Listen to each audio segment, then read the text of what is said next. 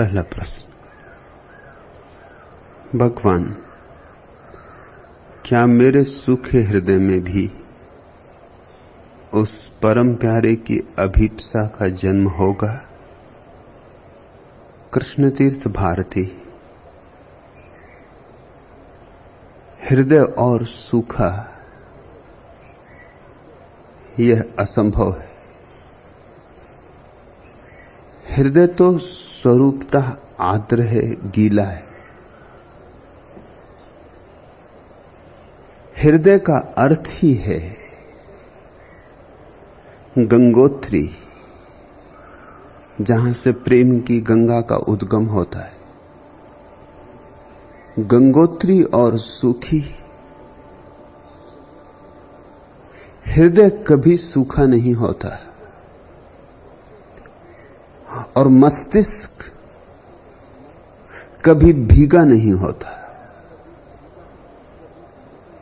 तुम मस्तिष्क को ही हृदय समझ रहे हो, इससे प्रश्न उठाया है। तुम विचार को भाव समझ रहे हो, इससे भ्रांति हो रही है।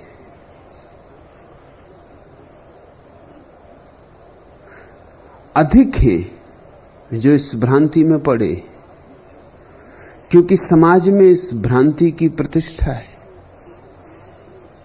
समाज तुम्हें सिखाती है हृदय से बचना। समाज तुम्हें इस भांति निर्मित करता है, संस्कारित करता है कि तुम्हारी जीवन ऊर्जा हृदय को किनारे छोड़कर सीधी मस्तिष्क में प्रविष्ट हो जाए। यह सबसे बड़ा षड्यंत्र है जो मनुष्य के साथ खेला जा रहा है, खेला जाता रहा है सदियों सदियों से। इसके पीछे बड़े निहित स्वार्थ हैं और मनुष्य भी इस षड्यंत्र में सम्मिलित हो जाता है, क्योंकि बुद्धि का उपयोग है, हृदय का उपयोग क्या? बाजार में, दुकान में, व्यवसाय में, व्यवहार में विचार की जरूरत पड़ेगी। गणित चाहिए होगा, तर्क चाहिए होगा। प्रेम का तो कोई उपयोग नहीं। प्रेम तो गुलाब का फूल है, सौंदर्य तो उसमें बहुत है, उपयोगिता कोई भी नहीं। प्रेम तो पूर्णिमा का चांद है। गीत गाओ, नाचो, उत्सव मनाओ, पर बाजार में बेच थोड़ी सकोगे, तिजोरी थोड़ी भर सकोगे उससे। समाज का सारा शिक्षण मस्तिष्क का है और मस्तिष्क हृदय से ठीक उल्टा छोर है। और जो लोग मस्तिष्क में ही अटके रह जाते, उनके जीवन में निश्चय ही उस परम प्यारे की कोई झलक नहीं आती। उनके जीवन में परमात्मा की कोई छाया भी नहीं पड़ती। वे पढ़ने ही नहीं दे सकते छाया। परमात्मा का होना ही उनके लिए अप्रामाणिक होगा। परमात्मा बुद्धि के लिए है ही नहीं। लाख प्रमाण जुटाओ, बुद्धि सब प्रमाणों का खंडन कर सकेगी। परमात्मा का कोई प्रमाण नहीं है, अनुभव है। जिनको अनुभव है वे प्रमाण नहीं देंगे, राह सुझाएंगे, हाथ हाथ में ले लेंगे, कहेंगे चल पड़ो हमारे साथ। लेकिन बुद्धि कहती पहले रुको, पहले प्रमाणित हो बात, पहले मुझे भरोसा आ जाए, तब मैं कदम बढ़ाऊं। ऐसी नासमझ नहीं हूं, मुझे पागल ना समझो, अंधी नहीं हूं। नगद मेरे हाथ में रखो तो मैं आगे बढ़ूं। लेकिन परमात्मा कोई वस्तु तो नहीं है कि हाथ में रख दी जाए। और न ही कोई परमात्मा सिद्धांत है कि जिसे प्रमाणों से सिद्ध किया जाए। ये तो ऐसा ही है जैसे आंख कहे कि संगीत सुनने तो मैं तभी चलूंगी जब मुझे प्रमाण पहले मिल जाए कि संगीत होता है। आंख को कैसे प्रमाण दो कि संगीत होता है? ज्यादा से ज्यादा आंख को तुम वीणा दिखा सकते हो, मगर वीणा थोड़ी संगीत है। आंख पूछेगी संगीत कहां है? कान को तुम प्रकाश नहीं दिखा सकते। इंद्रधनुष आकाश में छाया हो, कान को तुम उसकी प्रतीति नहीं करा सकते। कमल के फूल खिले हों, उनकी सुवास उड़ती हो, कान से तुम उस सुवास का संबंध नहीं जुड़वा सकते। और कान अगर जिद करके बैठ जाए कि जब तक मेरे पास प्रमाण ना हो तब तक मैं कैसे मानूं कि सुगंध होती है, कि रंग होता है, कि गंध होती है, कि प्रकाश होता है, तो मुश्किल हो जाएगी। ऐसी ही मुश्किल हुई है। हृदय अनुभव करता है, बुद्धि प्रमाण मांगती है। हृदय के पास कोई प्रमाण नहीं है, बुद्धि के पास कोई अनुभव नहीं है। इन दो में से तुम किसे चुनोगे?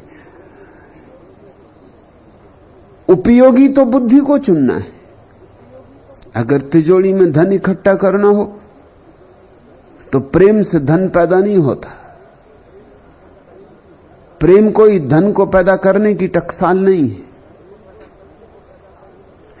सच तो यह है कि पास हो तो शायद वह भी चला जाए, क्योंकि प्रेम में बांटने की क्षमता है, प्रेम में देने का मजा है, प्रेम लुटाना जानता है।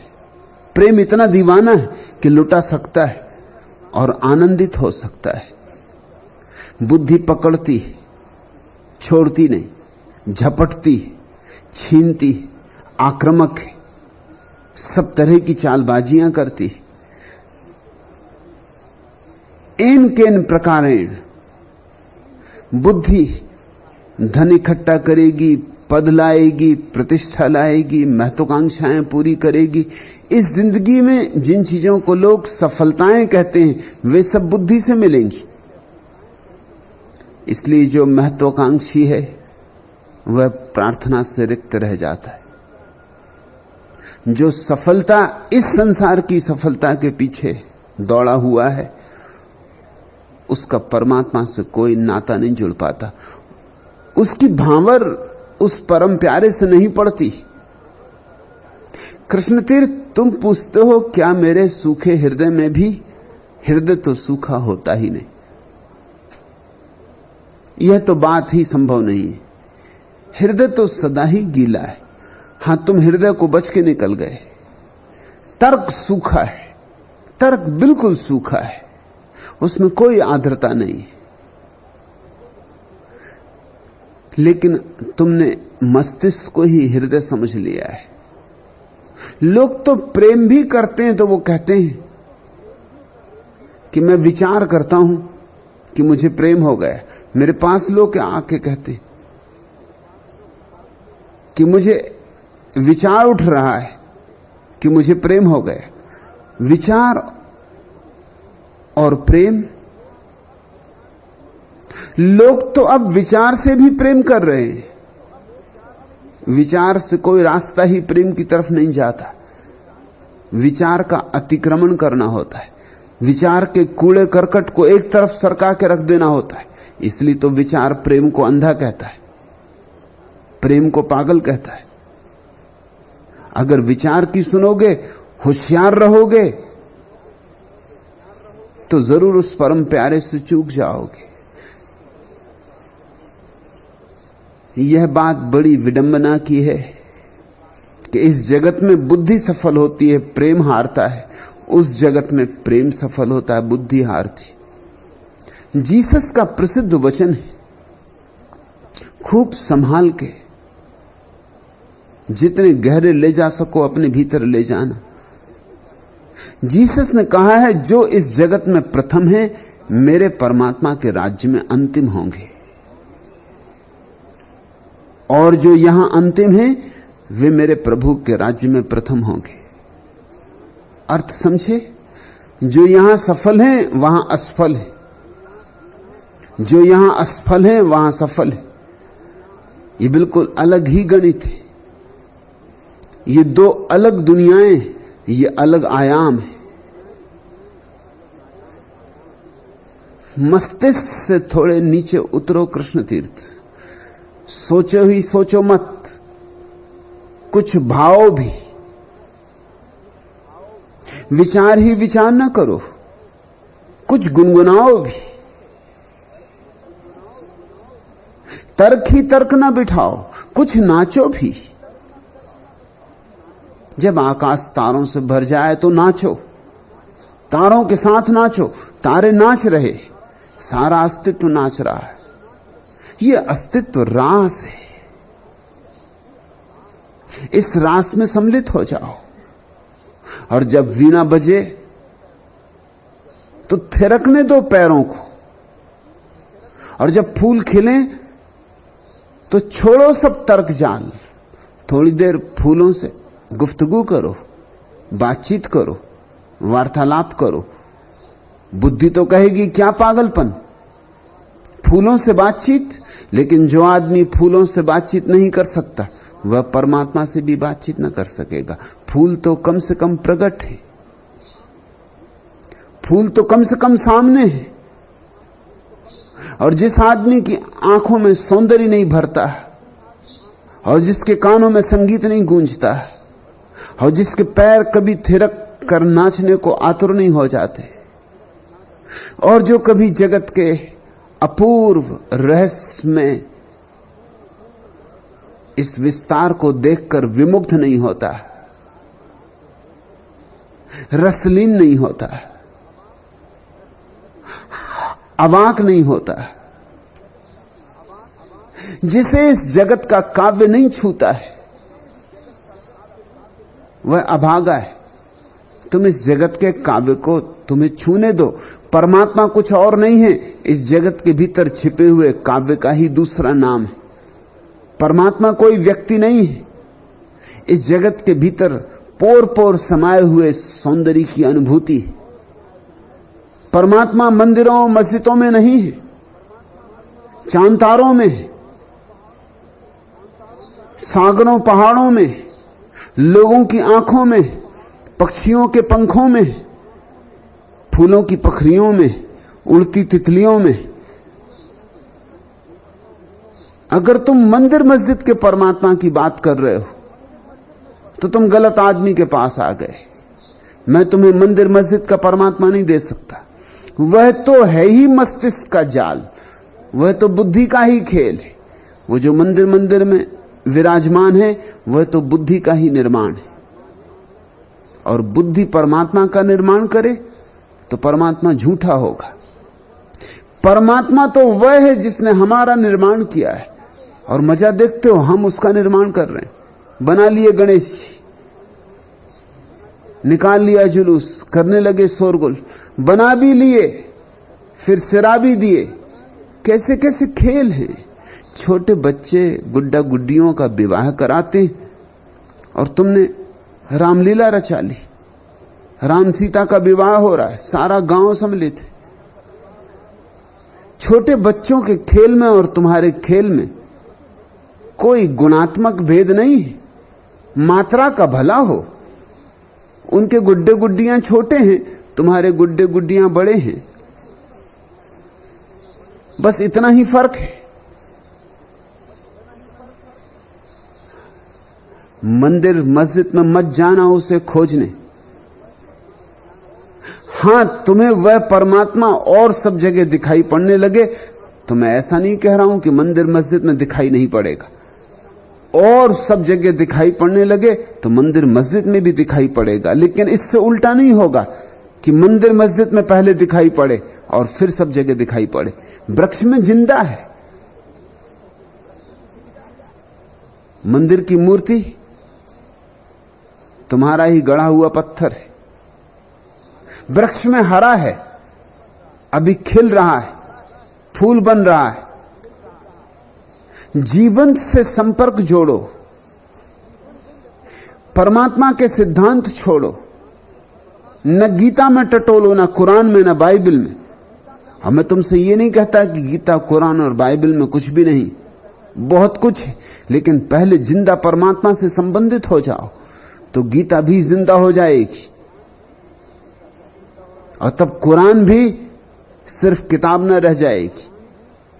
तुम्हारा अनुभव कुरान को भी जीवंत कर देगा, मगर तुम्हारा अनुभव प्राथमिक है। और परमात्मा पे शर्तें मत लगाओ। ऐसा मत कहना कि तू पहले मुझे मिले तब मैं तुझे अनुभव करूं, तू पहले सामने आए तो मैं तुझे देखूं। परमात्मा पे शर्तें मत लगाना।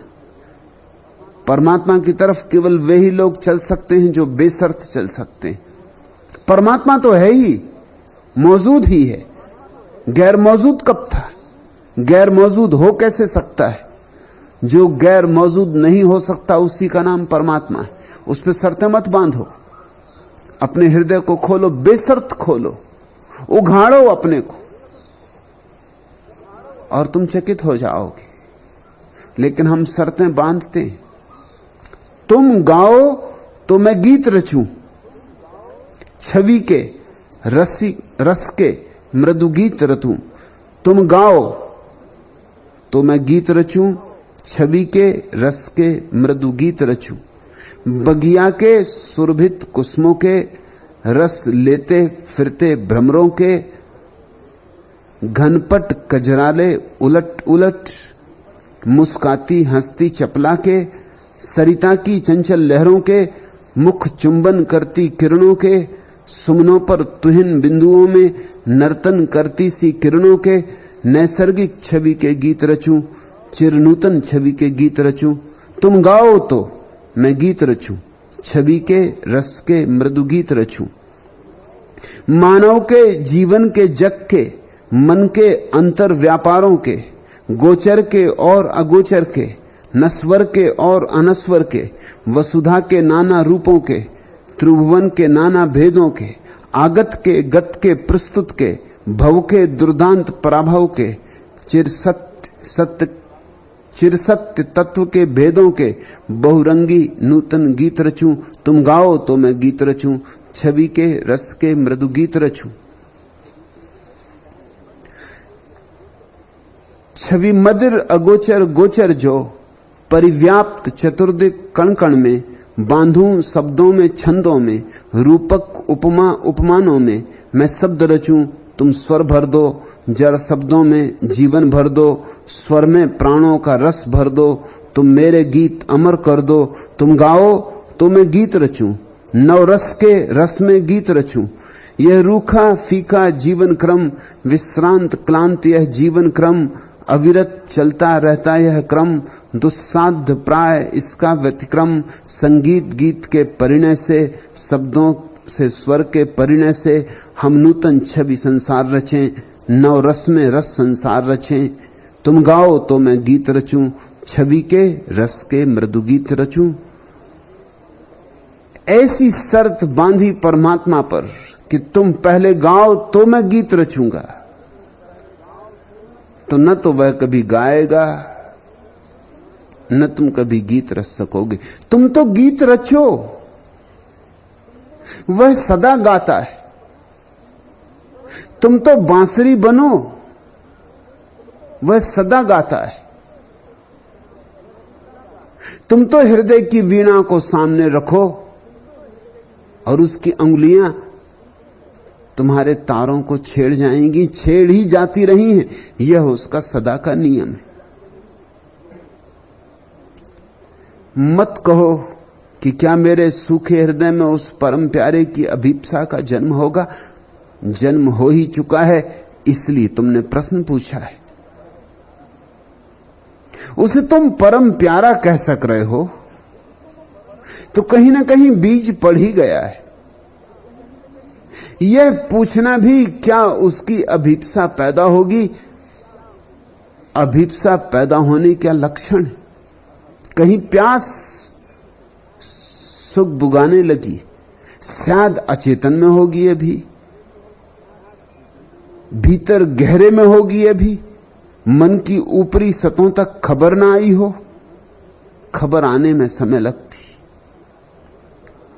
बीज जमीन में पड़ जाता है, टूट जाता है, फूट जाता है, अंकुरित होने लगता है। भूमि के ऊपर आते आते समय लगता है। तुम्हारे भीतर कृष्ण तीर्थ, उसे पाने की आकांक्षा तो पैदा हो ही गई, अन्यथा तुम यहां ना होते, अन्यथा तुम सन्यासी ना होते, अन्यथा यह प्रश्न ना उठता। लेकिन कहीं तुम्हारे मन में एक भ्रांति है, वह भ्रांति छोड़ दो। मस्तिष्क हृदय नहीं है। सोच विचार को ज्यादा महिमा ना दो, ज्यादा मूल्य ना दो, भाव को। और भाव बड़ी और बात है। सुबह सूरज निकले और तुम किसी से कहो, आहा कितनी सुंदर सुबह, कैसा प्यारा सूरज, पक्षियों के गीत,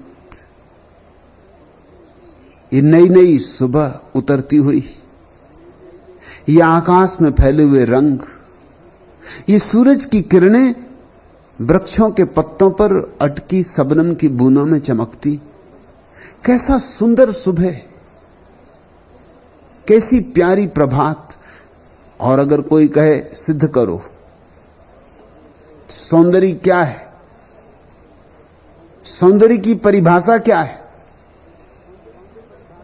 तुम्हारा सुंदर कहने से प्रयोजन क्या है, तब तुम क्या करोगे? तुम एकदम हारे हारे रह जाओगे। ऐसे ही तो संत हारे हारे रह गए। जानते हैं, देखते हैं, पहचानते हैं, अनुभव करते हैं, पीते हैं, मगर गूंगे का गुड़ कह नहीं पाते। और तुम जो प्रश्न पूछते हो बड़े सार्थक मालूम पड़ते। सौंदर्य क्या?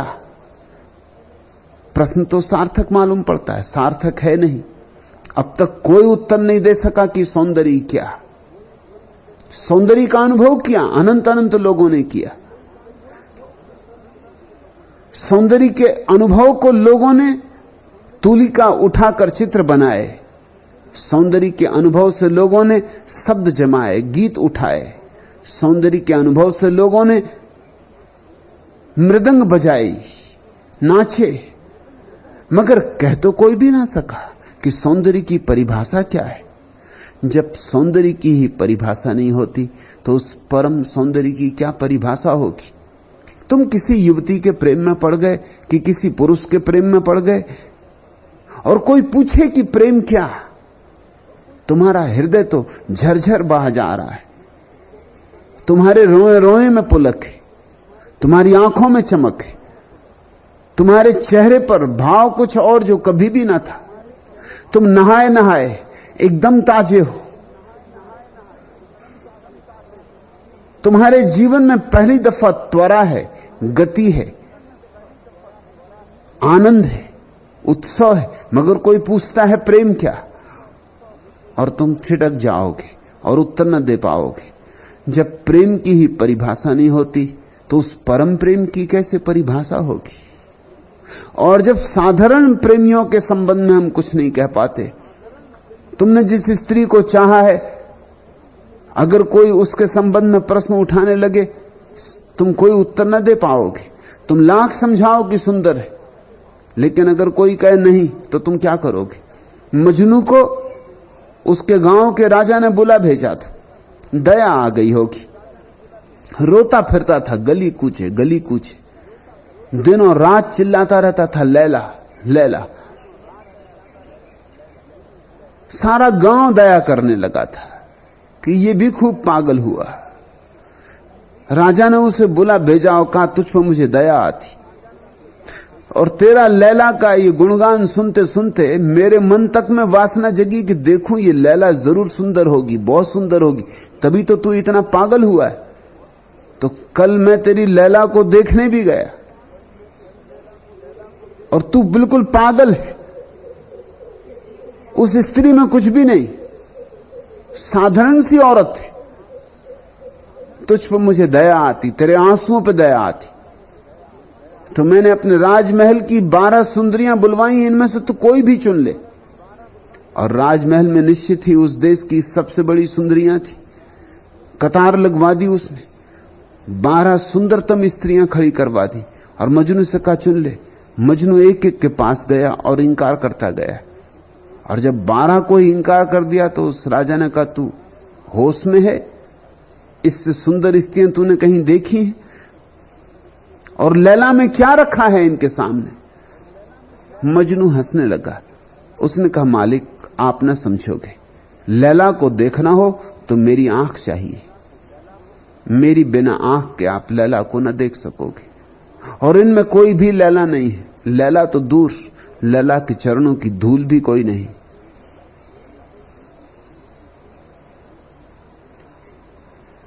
मजनू सिद्ध नहीं कर सकता, इतना ही कह सकता है कि मेरी आंख से देखो। मगर दूसरे की आंख से देखा कैसे जा सकता है? मैं अपनी आंख तुम्हें नहीं दे सकता, दे भी दूं तो तुम तक पहुंचते पहुंचते वे आंखें देखने में असमर्थ हो जाएंगी। तुम्हें बुला के अपनी आंख से दिखला भी नहीं सकता। रोज तुम्हें बुलाता तो हूं कि मेरी आंख से देखो। ये जो तुमसे बोल रहा हूं और क्या कर रहा हूं कि मेरी आंख से देखो, मगर कोई उपाय नहीं। हां, मेरे बोलने से इतना ही हो सकता है कि शायद तुम्हें मेरी तड़फ समझ में आ जाए। शायद तुम्हें इतनी बात समझ में आ जाए कि आदमी रोज बोले जाता, रोज बोले जाता, कुछ ना कुछ होगा, कुछ ना कुछ बात होगी।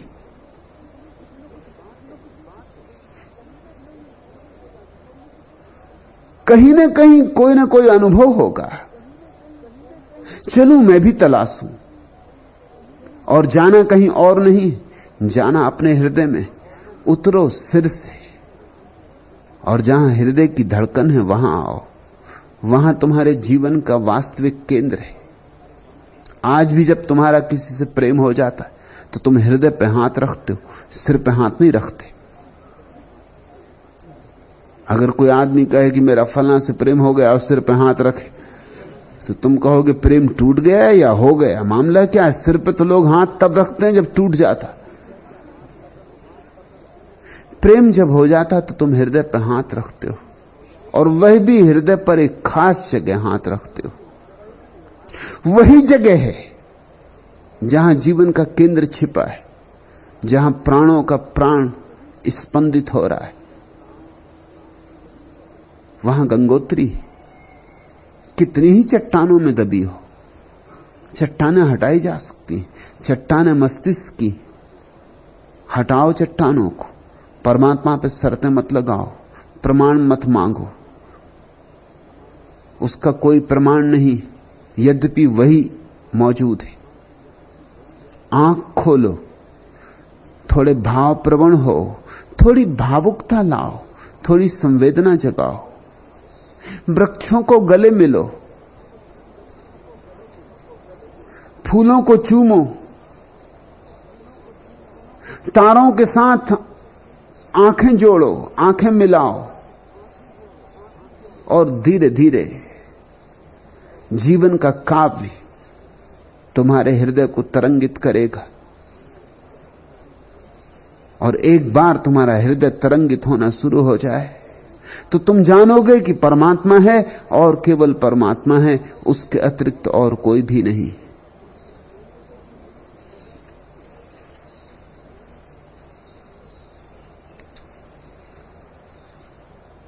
दूसरा प्रश्न, भगवान आप बरसों से बोल रहे हैं, रोज बोलते हैं, सुबह बोलते हैं, सांझ बोलते हैं, फिर भी आप जो कहते हैं वह सदा नया लगता है। इसका राज क्या है? मैं तो एक ही बात बोल रहा हूं, सुबह भी वही, सांझ भी वही। कल भी वही बोला था, आज भी वही बोला हूं, कल भी वही बोलूंगा। लेकिन जो मैं बोल रहा हूं वह मेरा निज अनुभव है, वह मेरी प्रतीति है, वह मेरी अनुभूति है। इसलिए लाख बार बोलूं तो भी बासी नहीं पड़ेगी। उसमें मेरी सांसें होंगी, उसमें मेरे हृदय की धड़कन होगी, और जो भी राजी हैं सुनने को उन्हें उसमें रोज रोज ताजगी मिलेगी। कल भी यही सूरज निकला था और परसों भी यही सूरज निकला था और आज भी यही सूरज निकला है, लेकिन जरा सुबह उठ के देखा था कितना ताजा था। कल भी यही वृक्ष थे, आज भी यही वृक्ष हैं, कल भी यही वृक्ष होंगे, कितने ताजे। इनकी ताजगी का राज क्या है? इनके नएपन का राज क्या है? इनके नएपन का एक ही राज है कि ये जिंदा है। तुम कुरान को रोज बैठ के पढ़ोगे, आज नहीं कल बासी हो जाएगी। तुम्हारा अनुभव नहीं, शब्द तोतों जैसे रट जाएंगे। एक आदमी बैठा राम राम राम राम जपता रहता, भीतर हजार विचार चलते रहते। राम राम यांत्रिक हो गया है। तुम उसका राम राम राम राम सुनोगे तो नींद आएगी, ऊब आएगी।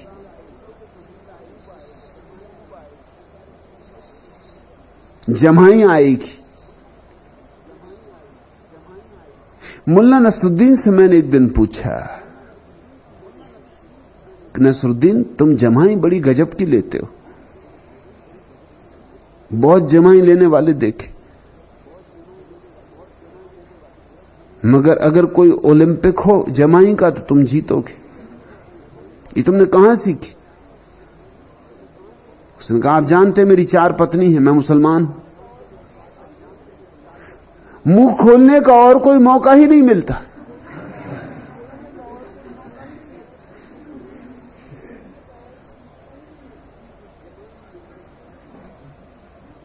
तो बस जमाई ही एक स्वतंत्रता बची। तुम देखोगे मंदिरों में, मस्जिदों में लोग सो रहे हैं, लोग नींद ले रहे हैं।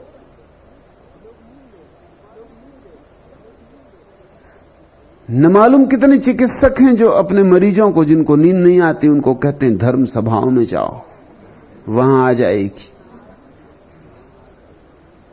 वहां ना आए तो फिर कोई सामक दवा काम नहीं कर सकती। जहां जहां तोतों की तरह यंत्रवत कुछ बातें दोहराई जाएंगी, वहां ताजगी नहीं हो सकती। लेकिन जहां अनुभव सहज बहरा हो, वहां ताजगी होगी। तुम गंगा की एक तस्वीर अपने घर में टांग लो,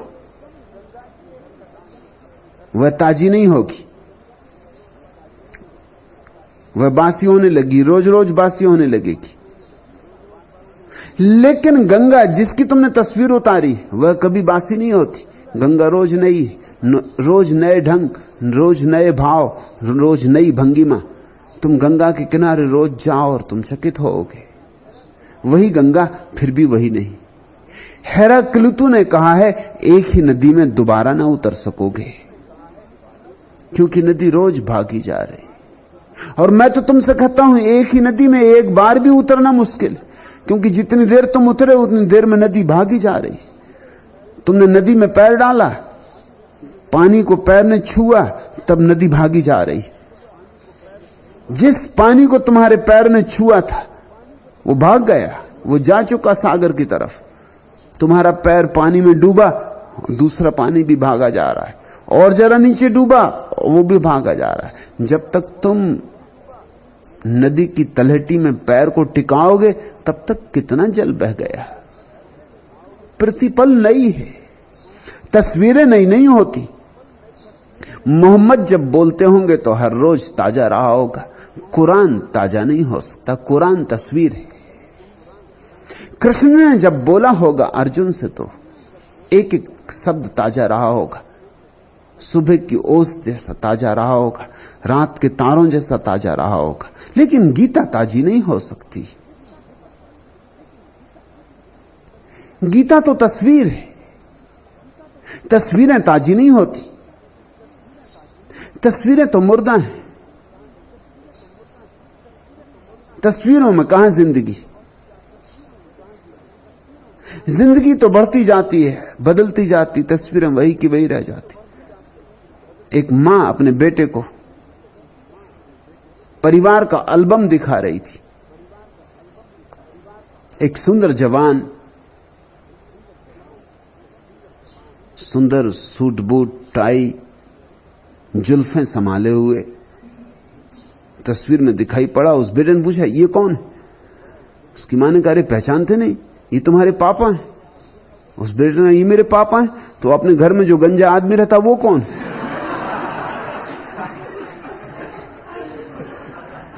तस्वीरें तो रुक जाती, एक जगह ठहर जाती।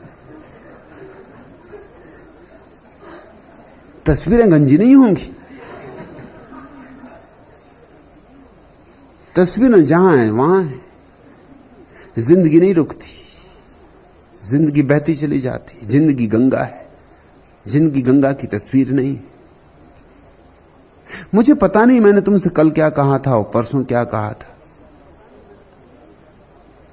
मुझे तो बस उतना ही पता है जो मैं तुमसे अभी कह रहा हूं।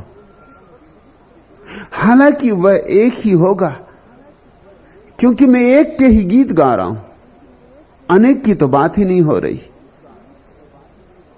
शायद नए पहलू होंगे, शायद नए कोण होंगे, शायद नए शब्द होंगे, मगर जो मैं कह रहा हूं संदेश तो एक ही है। तुम पूछते हो, आप बरसों से बोल रहे हैं, रोज बोलते हैं, सुबह बोलते हैं, सांझ बोलते हैं, फिर भी आप जो कहते हैं वो सदा नया लगता है। इसका राज क्या है? राज कुछ भी नहीं, सीधी सादी बात है।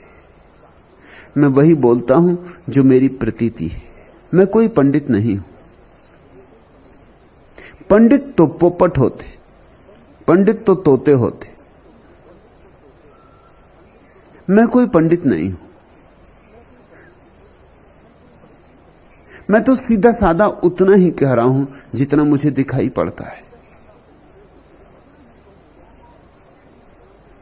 उसे कितना ही कहूं, कह नहीं पाता हूं, इसलिए रोज रोज कहना पड़ता है। और जब तक जीऊंगा कहता रहूंगा, कहना पड़ेगा। चुप भी रहूंगा तो भी उसी की तरफ इशारा होगा। मेरी चुप्पी में बोलूंगा तो उसी की तरफ इशारा होगा।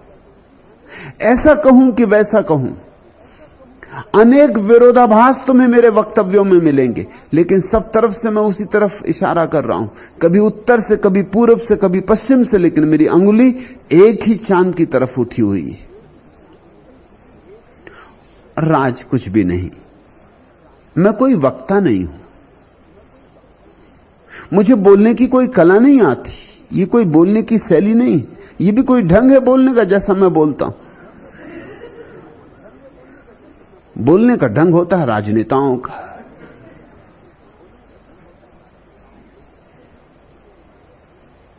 सत्यप्रिया ने एक छोटा सा लतीफा भेजा है। एक बार एक नए नए नेता बुद्ध सिंह जी चुनाव में खड़े हुए। उन्हें भाषणों का अनुभव नहीं था। जब व्याख्यानों का दौर चला तो उनके हमनुमा, उनके साथी नेता ने कहा कि आप भी कुछ बोलें जो भी हृदय में उठे। उन्होंने कहा, भाई बोलना तो मुझे आता नहीं, कोई अनुभव नहीं है पुराना। मित्र बोले, नेता का बोलना तो बहुत सरल है, बस बात में से बात निकालते जाना है। तो वे नए नेता जो बोले वह यह है, भाइयों और बहनों, न तो मैं स्पीकर हूं न लाउड स्पीकर। स्पीकर हमारे मोहल्ले के कल्लन मियां हुआ करते थे, जो कि आजकल कब्र में। उनकी कब्र पर दो तरह के फूल चढ़ाए गए, एक तो गेंदे का और एक गुलाब का। और जैसा कि आप जानते हैं, गुलाब से गुलकंद बनता है, और गुलकंद ही सारी बीमारियों की जड़ है। और आपको यह मालूम ही होगा कि जड़ों में सबसे अधिक लंबी जड़ें खरबूजे की होती, और यह भी सभी को मालूम है कि एक खरबूजे को देखकर दूसरा खरबूजा रंग बदलता है। और रंग जर्मनी के बहुत प्रसिद्ध है, और जर्मनी में ही हिटलर हुआ था, जिसने सेकंड वर्ल्ड वार लड़ा था।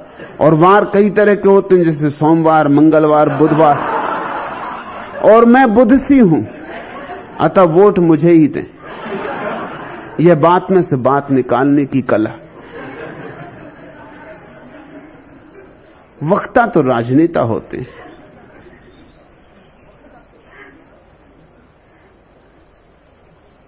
राज तो उनके होते हैं बोलने के। मैं कोई वक्ता नहीं हूं, कोई राज नहीं है बोलने का। एक गीत जन्मा है भीतर,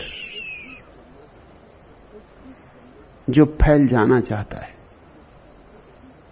वैसे ही अपरिहार्य ढंग से, जैसे तुम शांत झील में एक कंकड़ फेंक दो और लहर उठे और लहरें उठे और चलें दूर दूर किनारों को छूने के लिए। अपरिहार्य। वैसे ही जैसे पक्षी सुबह गीत गाते हैं क्योंकि सूरज उगा, उसके स्वागत का गान करना होता। तुम उनसे राज पूछो तो पक्षी बड़े चौंकेंगे। वैसे ही जैसे फूल खिलते हैं और तुम उनसे राज पूछो कि खिलने का राज क्या है, तो फूल भी बड़ी मुश्किल में पड़ेंगे, उत्तर न दे सकेंगे। मेरा भी कोई राज नहीं है, न बोलने में मेरे कोई ढंग है, न कोई तुक है, न कोई शैली है। लेकिन जो मेरे हृदय में है वो उंडेल देता हूं, और जो भी अपने हृदय में उसे झेलने को राजी हैं वे उससे आंदोलित होंगे। उन्हें आंदोलित होना ही पड़ेगा। हां, जो बिल्कुल बंद बैठे हैं, दीवालें, लोहे की दीवालों के पीछे छिपे बैठे, और तर्कों की दीवालें लोहों की दीवालों से भी ज्यादा मजबूत है। और जो अपने मस्तिष्क के कटघरे में बंद है, और जो अपनी धारणाओं को जरा सी देर के लिए भी हटा के नहीं रख सकते, जो खिड़की खोल के नहीं देख सकते कि सुबह हो गई या नहीं, जो पर्दा नहीं हटा सकते कि चांद निकल आया या नहीं,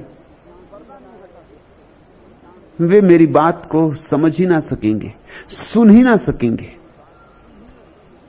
कान उनके सुन लेंगे, लेकिन हृदय तक बात नहीं पहुंची तो सुनी नहीं गई। सुनता हृदय है। जब कान हृदय से जुड़ता है तो श्रावक का जन्म होता है, सुनने वाले का जन्म होता है। और सम्यक श्रवण हो तो मेरी बात तुम्हें रोज ताजी लगेगी, यद्यपि वह उतनी प्राचीन है जितना प्राचीन ये जगत। मैं वही कह रहा हूं जो वेद के ऋषियों ने कहा था, वही जो बाइबल में, और वही जो कुरान में और गीता में और धम्मपद में। मेरी बात उतनी ही पुरानी है जितना ये अस्तित्व, और मेरी बात उतनी ही नई है जितनी आज के सुबह की ओस। यही परमात्मा का विरोधाभास है, सनातन और चिरनूतन।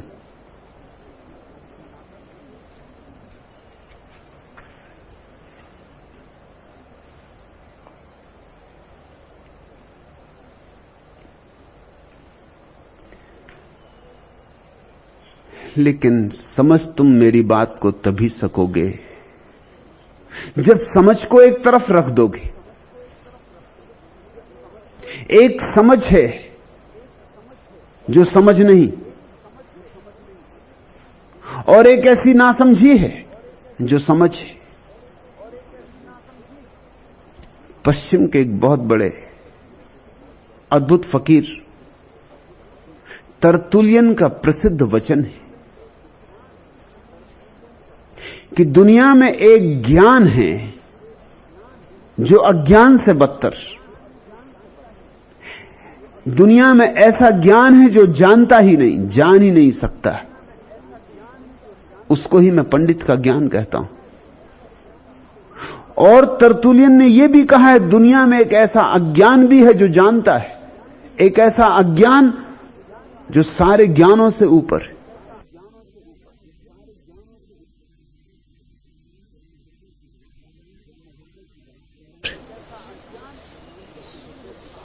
जब मैं हृदय की बात कह रहा हूं तो उसी अज्ञान की बात कह रहा हूं।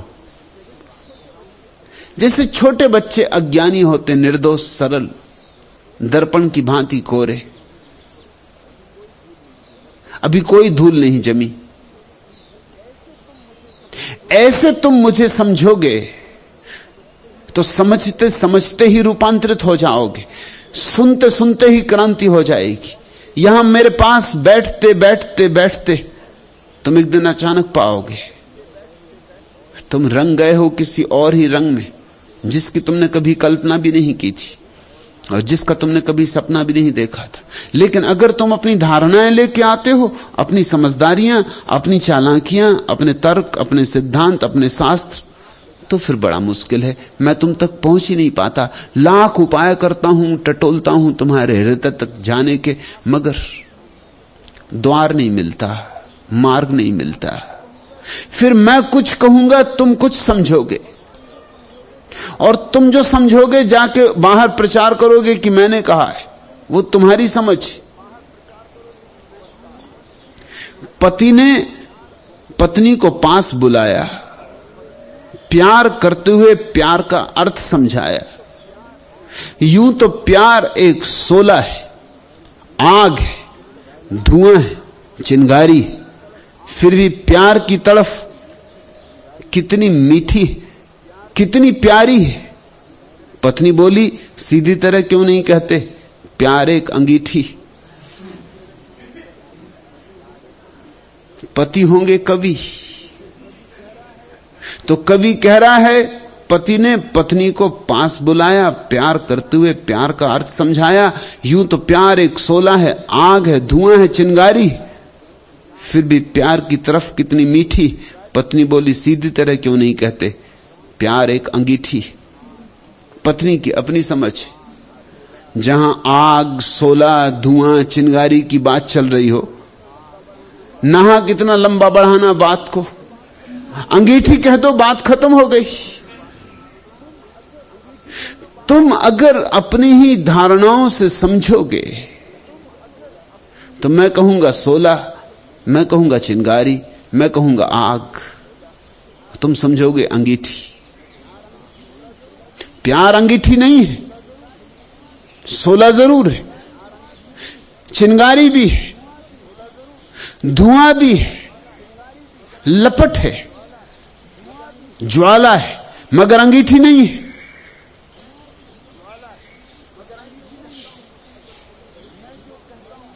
मैं जो कहता हूं अगर तुम वही समझो तो उसे तुम चिरातन, पुरातन, सदा से चला आया, शाश्वत ऐसा भी पाओगे, और ऐसा भी कि अभी अभी जन्मा, नया नया, ताजा, सद्ध स्नात। लेकिन तुमने अगर अपनी धारणाओं से सुना तो कठिनाई हो जाएगी। तब तुम अपनी धारणाओं का या तो समर्थन पाओगे या विरोध पाओगे, दोनों हालत में चूक हो जाएगी। कुछ लोग सोचते हैं मैंने जो कहा उससे उनकी धारणाओं का समर्थन हुआ, कभी कभी हो जाता होगा, वो प्रसन्न जाते, उनके अहंकार को तृप्ति मिली कि हम जैसा मानते थे वो ठीक है। ठीक तो उन्हें मालूम ही है, उन्होंने मेरा और सहारा ले लिया, उन्हें और थोड़े प्रमाण मिल गए अपने ठीक होने के। कुछ हैं जिनको मेरी बात से चोट लग जाएगी क्योंकि उनकी धारणा टूटेगी, वो नाराज जाएंगे, वो कहेंगे कि मैं गलत हूं। वो तो ठीक है ही, इसलिए अगर उनसे मैं मेल नहीं खाता तो मैं गलत हूं। जो ये सोच के गया कि मैं मेल खाया इसलिए ठीक है, जो ये सोच के गया कि मैं मेल नहीं खाया इसलिए मैं गलत हूं, वो दोनों ही चूक गए। मेरे साथ गलत और ठीक का तालमेल बिठाओ ही मत। इतनी जल्दी क्या है? संगीत सुनते हो तो तुम ये थोड़ी सोचते हो कि ठीक या गलत, अपने शास्त्र के अनुसार या नहीं। संगीत सुनते हो तो आनंदित होते हो, लयबद्ध हो जाते हो, डोलने लगते हो। मुझे ऐसे सुनो जैसे संगीत सुना जाता है, डोलो। उसी डोलने में मेरा हृदय और तुम्हारा हृदय एक सेतु में बंध जाएंगे। एक पतला सा प्रीति का धागा मेरे हृदय को तुम्हारे हृदय को बांध देगा। मेरा शून्य और तुम्हारा शून्य करीब करीब आ जाएगा। दो शून्यों के करीब आ जाने का नाम सत्संग है। और जहां सत्संग है वहां प्रतिदिन लगेगा कि नया सूरज निकला, नए फूल खिले, नया वसंत आया, ऐसा जैसा कि कभी नहीं आया था और ऐसा जैसा कि अब फिर कभी नहीं आएगा। सत्संग सौभाग्य है।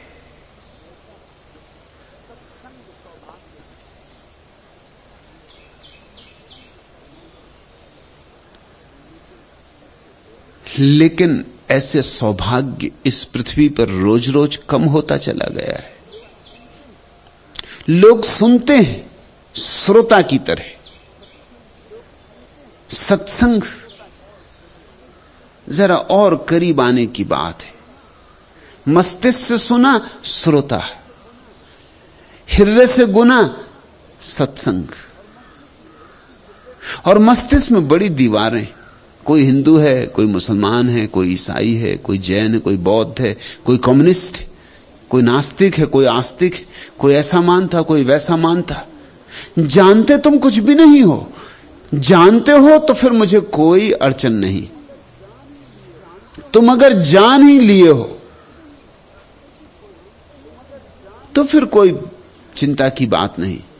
फिर मुझे सुनने की जरूरत भी नहीं। फिर किसी को क्या सुनना है? जिसने जान लिया, जान लिया, बात समाप्त हो गई। वो अपने घर आ गया, यात्रा पूरी हो गई। तुम अगर जानते हो तब तो कोई अड़चन ही नहीं। मगर जानते नहीं हो और मानते हो कि जानते हो तो दीवार खड़ी है। दीवारें आगे पीछे दाएं बाएं, दीवारें, दीवारों के पीछे दीवारें, दीवारों के पीछे पीछे पीछे और दीवारें दीवारें दीवारें। किसे पुकारें? कब तक पुकारें? बहुत बार ऐसा लगता है किसी व्यक्ति को देखकर, किसे पुकारें, कब तक पुकारें? और मैं तुम्हारी दीवारें नहीं हटा सकता। तुमने बनाई, तुम्ही को हटानी होगी। तुम उनके मालिक हो। कोई हस्तक्षेप नहीं हो सकता। और तुम्हारी दीवारों को मैं तोड़ने वाला कौन? और तुम्हारी दीवारें अगर तुम्हें प्यारी हैं तो मुबारक हूं। मगर दीवारों के भीतर तुम कैदी हो गए हो, तड़फ रहे हो, निकलना चाहते हो, फड़फड़ा रहे हो, फिर भी निकलते नहीं। क्योंकि दीवारें तुमने बड़ी मेहनत से बनाई, जन्मों जन्मों में बनाई। कई बार रास्ते पर आते आते चूक जाते हो। कई बार चौराहे पर खड़े हो जाते हो और सोचते ही रहते हो कि कहां जाऊं। अवसर बीत जाता है यही सोचते सोचते।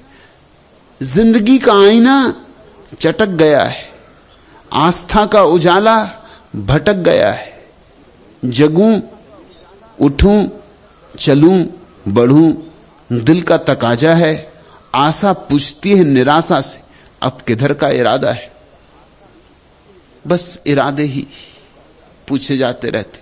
अब कहां चले, कहां जाना है, क्यों जाना है, इस दिशा को ही क्यों चुन रहे हो? और जो ऐसे ही सोच विचार में पड़ा रहा वो जन्मों जन्मों तक सोचता विचारता रहेगा, इंच भर बढ़ेगा नहीं। इंच भर बदलेगा नहीं। ऐसे ही तो बहुत से लोग पत्थर की तरह पड़े रह गए। जो गुलाब के फूल हो सकते थे वो पत्थर की तरह पड़े रह गए। जरा चौंको, जरा होश संभालो, जरा गौर से देखो, तुमने कहीं अपने हृदय को पत्थर की तरह ही तो छोड़ नहीं दिया है। इसमें बड़ी संभावना है, इसमें परम संभावना है, इसमें परमात्मा प्रकट हो सकता है।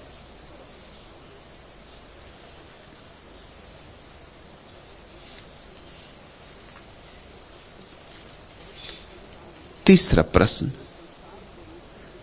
मैं संसार को रोशनी दिखाना चाहता हूं और आपने कहा भी है कि यही आपका संदेश है।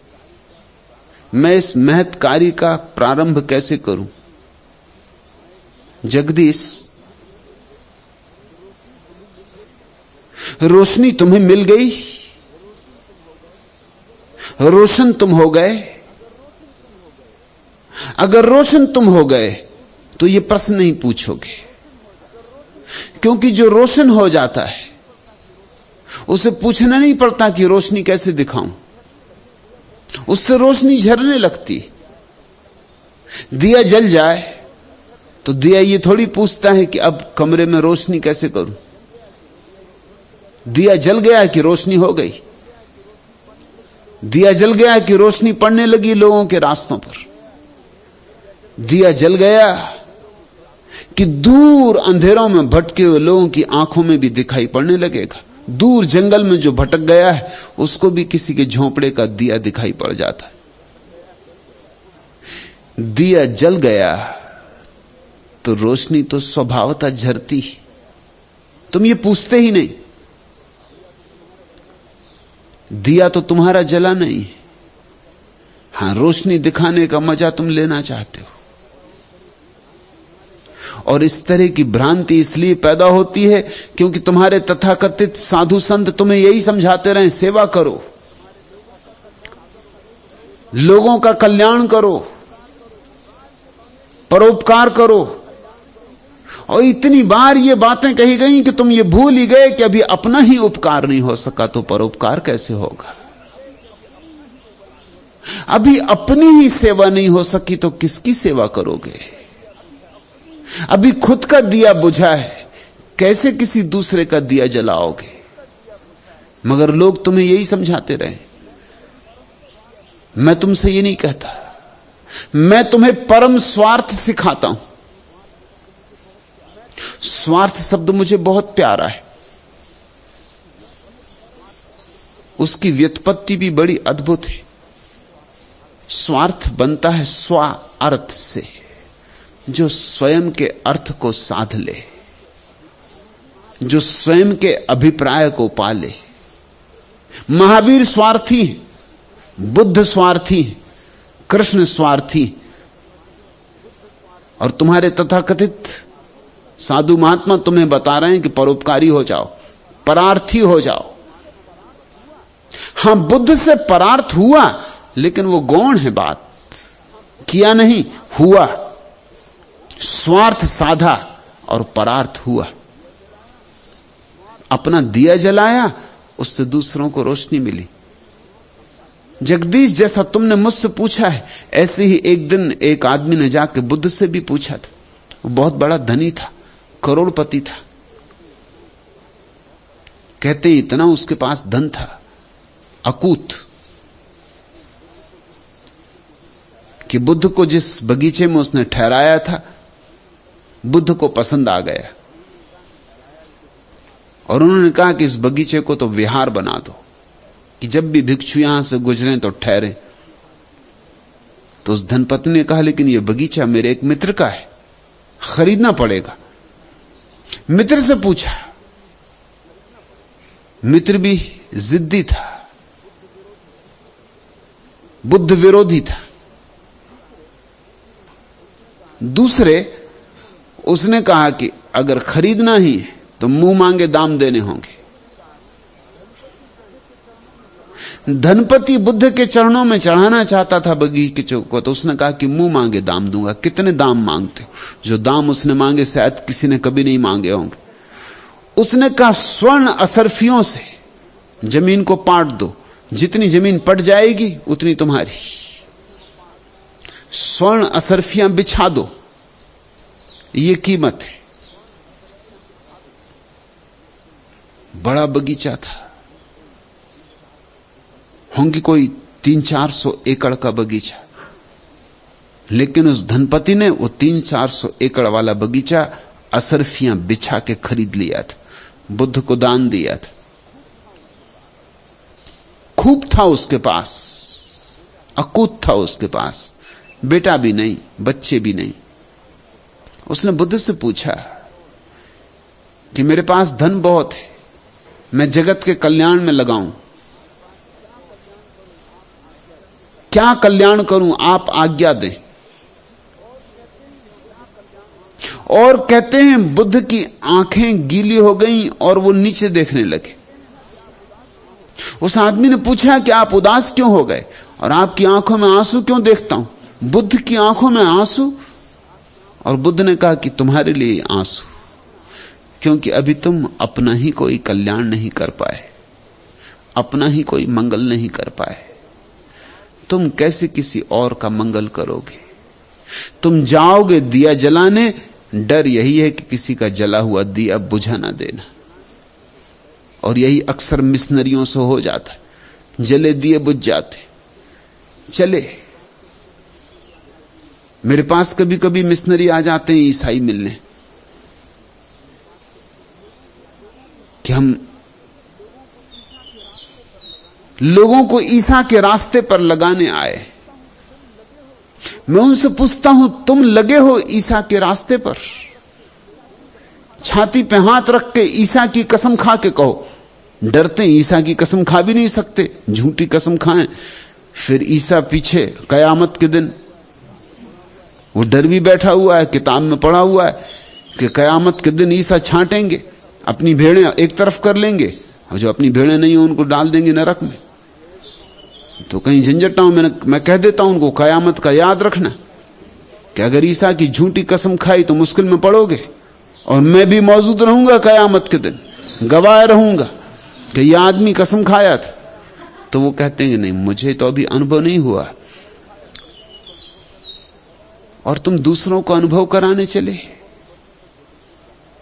मैं बहुत वर्षों तक जबलपुर रहा, वहां भारत का एक बहुत विख्यात ईसाइयों का विद्यापीठ है, जहां वो मिशनरी तैयार करते।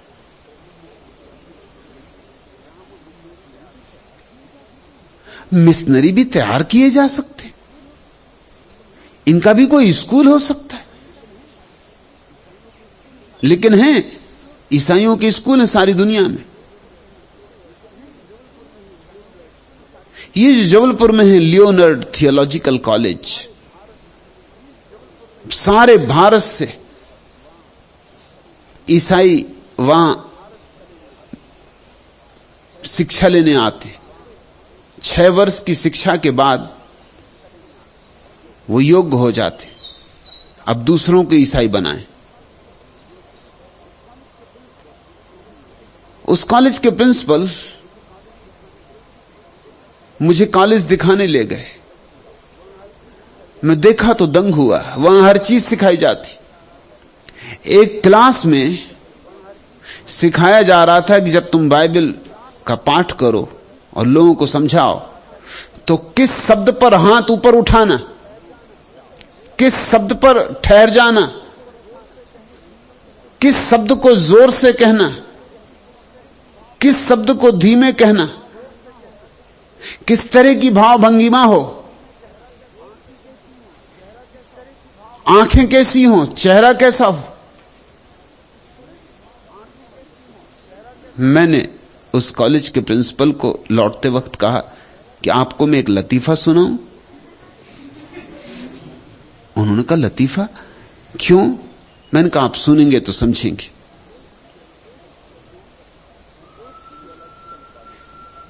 एक थियोलॉजिकल कॉलेज में अध्यापक समझा रहा था विद्यार्थियों को, जो कि सब मिशनरी हो जाने वाले थे जल्दी। उनका दीक्षांत समारोह करीब आ रहा था। उनको समझा रहा था आखिरी कुंजियां दे रहा था। तो उसने कहा कि देखो, जहां जहां जीसस कहते हैं ईश्वर का राज्य, वहां तुम्हारे चेहरे पर एकदम प्रसन्नता का भाव आ जाना चाहिए, आंखें एकदम ज्योति से भर जानी चाहिए, ओंठ मुस्कुराहट से, चेहरा एकदम फूल की तरह खिल जाए। ईश्वर का राज्य, तो उसकी झलक तुम्हारे चेहरे पर होनी चाहिए। एक विद्यार्थी ने खड़े होकर पूछा, और जब जीसस नरक की बात करते हैं तब उस पादरी ने कहा, तब तुम्हारा साधारण चेहरा ही काम दे जाएगा, कुछ करने की जरूरत नहीं। साधारण चेहरा तो नरक की खबर दे रहा है, और वो जो स्वर्ग की झलक देगा वो झूठा होगा, अभिनय होगा। ये तुम अभिनेता बना रहे हो। मैंने उनसे कहा, ये लोगों को ईसाइयत में दीक्षित करेंगे, ये खुद झूठे हैं, ये दूसरों को और बड़े झूठ के गर्त में ले जाएंगे। इनके जीवन में ईश्वर का कोई अनुभव करवाओ। ये थोथी बातें सिखा के तुम कागजी फूल पैदा कर रहे हो, इनसे खुशबू नहीं आएगी। और ये कागजी फूल और कागजी फूल पैदा करेंगे, वो और भी गए बीते होंगे, और ऐसा सिलसिला चलता है झूठों का। बुद्ध ने ठीक उस आदमी से कहा कि मुझे बहुत दया आती, धन तेरे पास बहुत है, मगर ध्यान कितना? और बिना ध्यान के तू धन दे तो देगा, बांट तो देगा, लेकिन तेरा अहंकार मजबूत होगा। तू कहेगा कि देख, हूं मैं भी कोई एक, हजारों में एक, लाखों में एक, है कोई ऐसा दानी। बुद्ध ने कहा, मुझे भली भांति याद है जब तूने ये बगीचा खरीदा था और तूने इस पर स्वर्ण मुद्राएं बिछाई थी, और उसके बाद तू आया था और तूने मेरे चरणों में इसे भेंट किया था। तब तेरे भीतर जो मैंने अहंकार देखा था, जो भयंकर अहंकार की लपट देखी थी कि है कोई और जो स्वर्ण असरफियां बिछा के जमीन खरीदे, उस क्षण मुझे लगा था कि मैंने गलती की जो तुझसे कहा कि यह बगीचा विहार बना दे। भूल हो गई, मैंने तेरा हित नहीं किया, अहित किया। तेरा अहंकार बहुत प्रज्वलित हो गया था। अब तू दुनिया की सेवा करना चाहता है। तू जानता है कि मौत आएगी, धन छिन जाएगा, बच्चे हैं नहीं तेरे, चलो सेवा ही कर लो, ये धन तो छिन जाएगा, पुण्य का सिक्का साथ में लेके जाएगा तो ईश्वर के सामने भी अकड़ के खड़ा होगा। नहीं, मैं तुझसे ये न कह सकूंगा, बुद्ध ने कहा, कि तू सेवा कर। पहले तो मैं तुझसे कहूंगा ध्यान कर, पहले तू अपने भीतर की ज्योति जला। यही मैं तुमसे भी कहता हूं जगदीश। तुम कहते हो मैं संसार को रोशनी दिखाना चाहता हूं, क्यों? संसार ने कुछ तुम्हारा बिगाड़ा?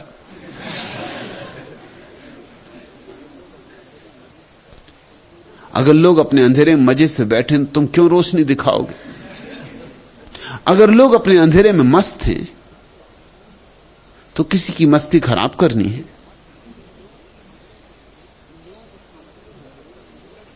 तुम लोगों को शांति से अंधेरे में नहीं बैठने दोगे? अपना अपना अंधेरा, अपनी अपनी मौज। अगर कोई अंधेरे में रहना चाहता हो तो यह उसका हक है, यह उसका जन्म सिद्ध अधिकार है, ये उसकी स्वतंत्रता है। तुम कौन हो रोशनी दिखाने वाले? ये तो ऐसे हुआ कि दो प्रेमी अंधेरे में बैठे हैं, तुम पहुंच गए टार्च लेके कि हम रोशनी दिखा रहे हैं।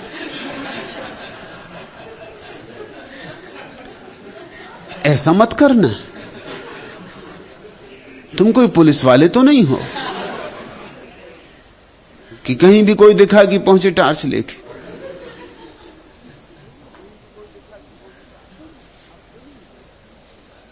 तुम अपनी रोशनी जगाने की आकांक्षा से नहीं भरते। अक्सर ऐसा हो जाता है, मुझे सुनते हैं लोग, मैं उनको कहता हूं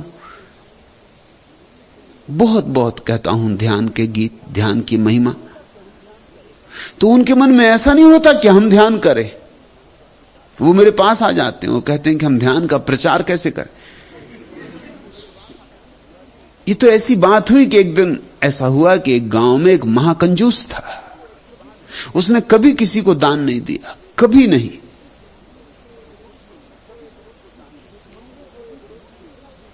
किसी भिखमंगे को एक रोटी नहीं दी। वो इतना प्रसिद्ध था कि अगर कोई भिखमंगा उसके द्वार पर भीख मांगता तो दूसरे भिखमंगे समझ जाते कि एक भिखमंगा नया मालूम होता है, किसी दूसरे गांव से आया है। उसके दरवाजे को तो लोग छोड़ के निकल जाते थे, उससे तो कुछ मिल ही नहीं सकता था। लेकिन गांव में बाढ़ आ गई थी, कई मकान डूब गए थे, गरीबों के घर बनाने थे। तो जो लोग चंदा इकट्ठा कर रहे थे उन्होंने कहा एक कोशिश करके देख लीजिए, शायद दया आ जाए। कष्ट भी बड़ा है, लोगों के घर बह गए, किसी की पत्नी बह गई, किसी का जानवर बह गया, किसी का पति, किसी के बच्चे बह गए और घर बैठ गए। शायद दया आ जाए, कठोर भी है, पिघल जाए, पाषाण भी पिघल सकता है, चलो एक कोशिश कर लें, हर्ज क्या, बहुत से बहुत इंकार करेगा। तो वो गए तैयारी करके कि कैसे समझाएं उसको। उन्होंने दान की बड़ी महिमा गाई और वो बड़े धीरे धीरे प्रसन्न भी हुए, क्योंकि सेठ उनकी महिमा को सुन सुन के बड़ा उत्सुक हो रहा था, बड़ा आतुर हो रहा था, प्रफुल्लित हो रहा था। उनको आशा बंधी कि अब कुछ मिलने ही वाला है। उसके चेहरे को देख के आशा बंधी। और जब वो पूरी प्रशंसा का गीत गा चुके तो वो सेठ उठ के खड़ा हो गया। उसने कहा कि बात मुझे भी जचती, बिल्कुल ठीक है ये बात, दान की बड़ी महिमा है। तो उन्होंने कहा फिर कुछ मिल जाए। उन्होंने कहा मिलने की क्या बात, मैं तुम्हारे साथ चलता हूं, मैं भी दान मांगूंगा जैसे तुम दान मांगते हो। दान की महिमा मुझे जच गई, मैं तुम्हारे साथ, तुम मुझे अपना समझो, अपना वाला समझो। जैसे तुम मांग रहे हो वैसे मैं भी मांगूंगा। दान की महिमा इतनी बड़ी है कि मैं तैयार हूं। लोगों को समझाएंगे, लोगों से दान दिलवाएंगे। जरा सोचते हो उन दान लेने वालों की क्या हालत हुई होगी, हवाइयां उड़ गई होंगी कि ये क्या हुआ। आए थे हरिभजन को, होटल लगे कपास। तो हम दान की महिमा इसलिए गा रहे थे कि ये दान दे, और ये दान की महिमा ये समझा कि हम भी दान मांगेंगे आवाज से। अगर दान इतनी बड़ी चीज है तो लोगों से दान करवाएंगे। तुम ध्यान की बात सुन सुन के ध्यान करोगे या औरों को ध्यान करवाओगे? जरूर चाहता हूं कि तुम प्रकाशित हो जाओ, मगर तुम पहले, मगर मजा इसमें कम है खुद प्रकाशित होने में। मजा इसमें ज्यादा आता है कि दूसरे को प्रकाशित कर दें। क्यों? क्योंकि दूसरे को सुधारने में एक तरह की हिंसा का रस है। इसे तुम समझना, ये थोड़ा सूक्ष्म है। दूसरे को सुधारने में तुम मालिक हो जाते हो, उसकी गर्दन तुम्हारे हाथ में। इसलिए तो लोग इतनी सलाहें देते हैं, जो मांगो तो न मांगो तो, बिना मांगे सलाह देने वाले लोग घूम रहे हैं।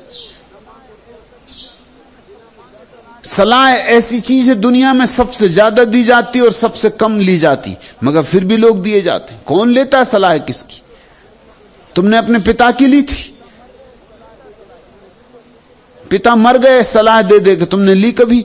और वही सलाहें तुम अपने बेटे को दे रहा हो, भली भांति जानते हो कि वो भी नहीं लेगा, अपने बेटे को देगा। ये चीजें ली नहीं जाती, ये सिर्फ दी जाती। तुम भी भली भांति जानते हो, ना तुमने सुनी है ना तुम्हारा बेटा सुनेगा, लेकिन फिर भी दिए जा रहे हो। सलाह देने का एक मजा होता है। क्या मजा होता है? सलाह देने में तुम ऊपर और लेने वाला नीचे हो जाता है। तुम ज्ञानी और लेने वाला अज्ञानी। तुम समझदार, दूसरा ना समझ। अब तुम कहते हो मैं संसार को रोशनी दिखाना चाहता हूं, इसमें एक बात तो मान ही ली तुमने कि तुम्हें रोशनी हो गई, तुम्हारा दिया जल गया, वो तो तुमने मान ही लिया। मैं तुमसे यह कहना चाहता हूं अगर तुम्हारा दिया जल जाए तो तुम ये प्रश्न पूछोगे ही नहीं, रोशनी मिलने ही लगेगी। जैसे फूल खिलता है गंध उड़ने ही लगती है, बादल आते हैं वर्षा हो ही जाती। अब बादल आके पूछते थोड़ी कि बरसें, बरस जाएं, कि कर दें तृप्त किसी के सूखे खेत को।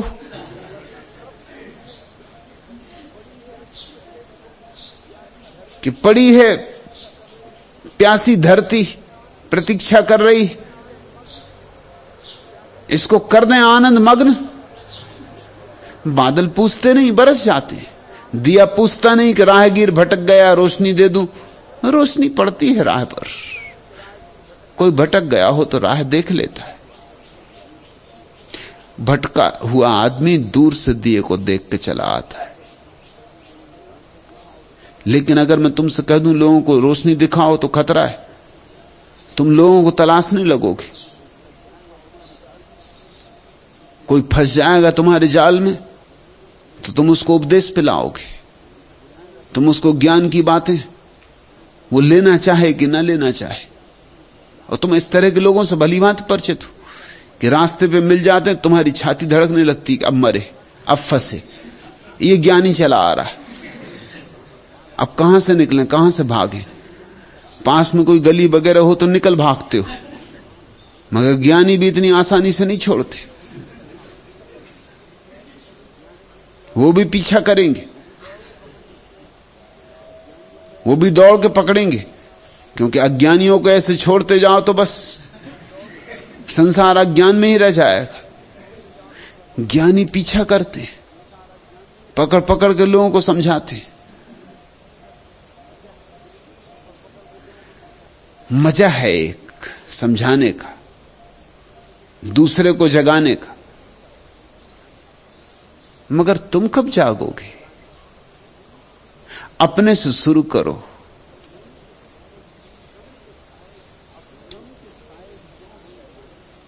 गम के साए क्यों फैले हैं, दाएं बाएं तुम ही बोलो।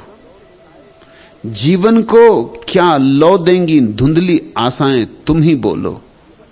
गए पुराने नए मसीहा भी वैसी बातें करते, हम फिर से इतिहास दुखों का क्या दोहराएं, तुम ही बोलो। अपनी अपनी पीड़ाओं से चीख रहे हैं बस्ती वाले, किसके घर की दीवारों से सिर टकराएं, तुम ही बोलो। भीड़ भरे बाजार छोड़कर खामोशी को अपनाया था, खामोशी के डसे हुए किसको अपनाएं, तुम ही बोलो। तब भी समता की बातें थीं, अब भी समता की चर्चा है। समता के आश्वासन कब तक गले लगाएं, तुम ही बोलो। हम समझे थे हाथ तुम्हारे बिककर तुम संग रह जाएंगे, हम समझे थे हाथ तुम्हारे बिककर तुम संग रह पाएंगे। गली गली बिकने की गाथा किसे सुनाएं, तुम ही बोलो। वही बातें चल रही हैं सदियों से। तब भी समता की बातें थी, अब भी समता की चर्चा है। समता के आश्वासन कब तक गले लगाएं, तुम ही बोलो। कितनी सदियों सदियों से लोग एक दूसरे को जगा रहे हैं, कोई जागता नहीं। सोए सोयों को जगाएं तो कोई जागे तो कैसे जागे। जागा सोए को जगा सकता है, सोया सोए को नहीं जगा सकता। सोया कैसे सोए को जगाएगा? हां, सपना देख सकता है कि मैं सोयों को जगा रहा हूं, मगर उसके सपने में जो सोए हैं वो तो उसका ही सपना है। वस्तुतः जो सोए हैं उसका तो उसे पता भी नहीं हो सकता। उसे तो अभी यह भी पता नहीं है कि मैं सोया हूं। इस जगत में सबसे बड़ी भ्रांति यही कि हमें पता नहीं कि हम सोए हुए, कि हम सपना देख रहे हैं, कि हमें कुछ भी पता नहीं। मैं कौन हूं, इस सीधे से प्रश्न का उत्तर हमारे पास नहीं, और हम हर प्रश्न का उत्तर देने को तैयार हैं। कोई तुमसे पूछे संसार को किसने बनाया, और तुम तैयार हो उत्तर देने को। जरा सोचो भी तो, जरा कुछ ईमान का भी तो स्मरण करो। परमात्मा के नाम पर भी झूठ बोले जा रहे हैं। हजारों लोगों का परमात्मा तो सिर्फ झूठ है और कुछ भी नहीं। तुम्हें पता है ईश्वर ने दुनिया बनाई? तुम्हारा छोटा सा बच्चा जब तुमसे पूछता है कि पिताजी दुनिया किसने बनाई,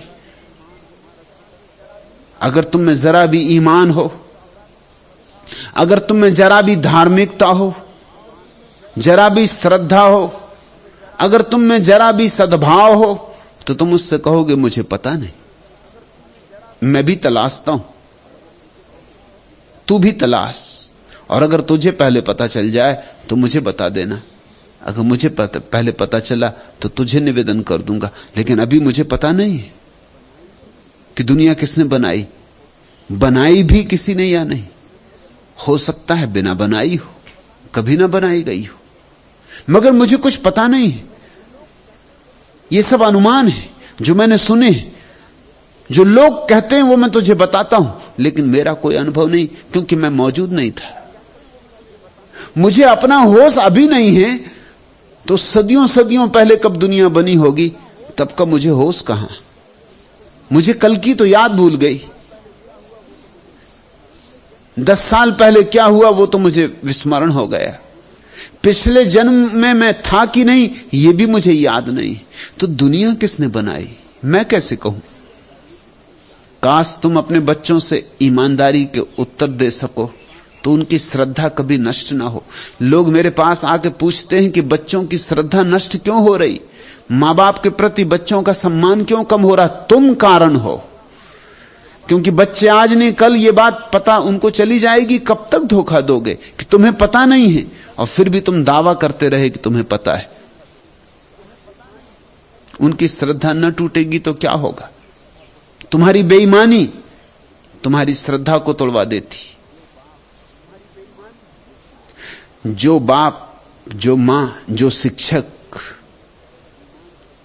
अपने बच्चों से ईमान से उतना ही कहेगा जितना जानता है, उसके प्रति श्रद्धा बच्चों की रोज रोज बढ़ती जाएगी। बच्चे जब बड़े होंगे तो उनकी श्रद्धा का अंत नहीं होगा, क्योंकि वो समझेंगे कि किसी ईमानदार आदमी के साथ संग मिला, हम सौभाग्यशाली। लेकिन तुम कितने झूठ बोल रहे हो। ईश्वर ने दुनिया बनाई, नरक जाना पड़ेगा बच्चों को कह रहे हो, तुम्हें नरक का कोई पता नहीं। ऐसा करोगे तो स्वर्ग मिलेगा, तुम्हें स्वर्ग का कुछ पता नहीं। बुरे करने वाले को बुरा ही फल मिलता है, अच्छा करने वाले को अच्छा ही मिलता है। ऐसा तुम कहते तो हो, लेकिन तुम्हारा कोई निश्चित अनुभव नहीं। अनुभव तुम्हारा उल्टा है। अनुभव तुम्हारा यह कि यहां जितना बुरा करने वाले लोग हैं वो मजा लूट रहे हैं, और जितना भला करने वाले लोग हैं भूखों मर रहे हैं। यहां बुरे करने वाले लोग छाती पे बैठ जाते, यहां भला करने वाले लोग कौन पूछता उनको। नैतिकता से जी के देखो और अड़चने ही अड़चने, अनैतिकता से जियो और सुविधाएं ही सुविधाएं। फिर कौन जानता है जो लोग यहां चालबाजी करके आगे निकल जाते हैं वो स्वर्ग में भी चालबाजी नहीं करेंगे। जो यहां दिल्ली पहुंच जाते वो कुछ ना कुछ दांव पैंच स्वर्ग में भी लगा लेंगे, फिर क्या करोगे? और दांव पैंच लगते ही होंगे, क्योंकि पहरेदार वहां भी होते होंगे, रुस्बत वहां भी चलती होगी। पहले ना भी चलती रही हो, अब तो चलती ही होगी, क्योंकि इतने रुस्बत खाने वाले स्वर्गीय हो रहे हैं। दिल्ली में जो भी मरते हैं सभी स्वर्गीय हो जाते। इतने राजनेता पहुंच चुके हैं वहां, तुमसे पहले उन्होंने अड्डे जमा लिए होंगे।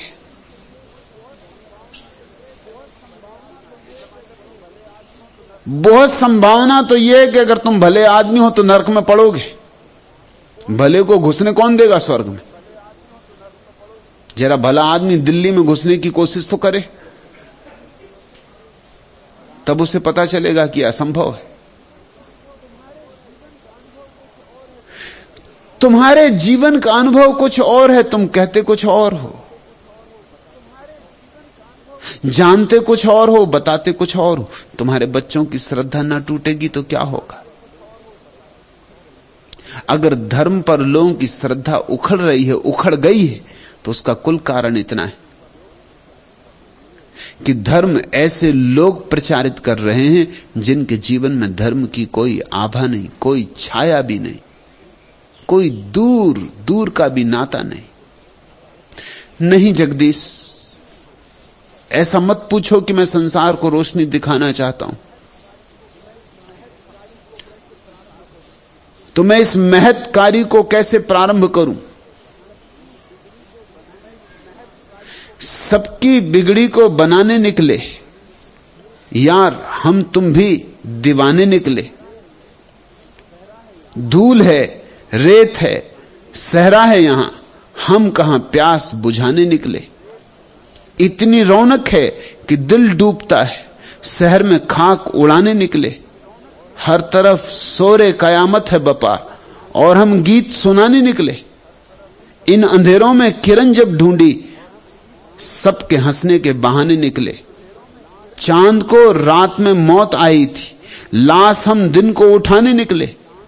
उम्र बर्बाद यूं ही कर दी हसन, ख्वाब भी कितने सुहाने निकले। उम्र को ऐसे ही सुंदर सुंदर सपनों में खराब मत कर लेना। एक बात महत्वपूर्ण है, सर्वाधिक महत्वपूर्ण, तुम जागो।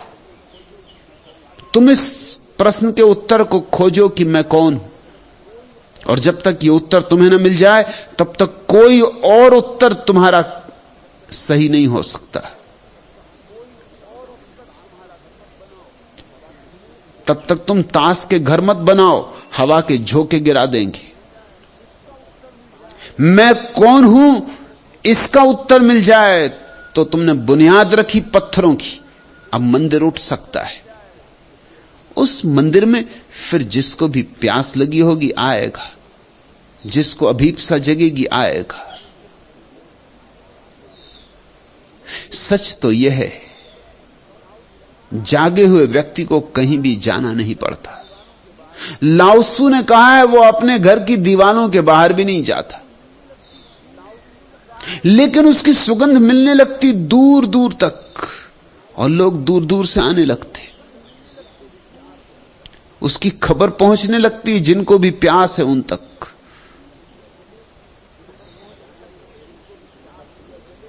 तुम्हें कहीं जाना ना पड़ेगा, तुम्हारा दिया जले, पास पड़ोस के लोग जिन्हें अपने दिए जलाने हैं तुम्हारे पास आने लगेंगे, कहेंगे हमारा दिया भी जला लेने दो। लेकिन यह कोई महत् कार्य का प्रारंभ नहीं करना है। महत् कार्य के प्रारंभ का मतलब होता है अहंकार मजा लेना चाहता है।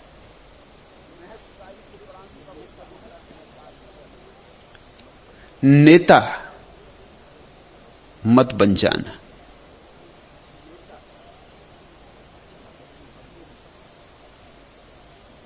अगर सच में ही सन्यासी बनना हो तो रास्ता बिल्कुल उल्टा है।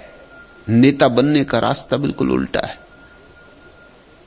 नेता को जो पता नहीं उनके उत्तर देता है, जो हो नहीं सकता उनके आश्वासन देता है।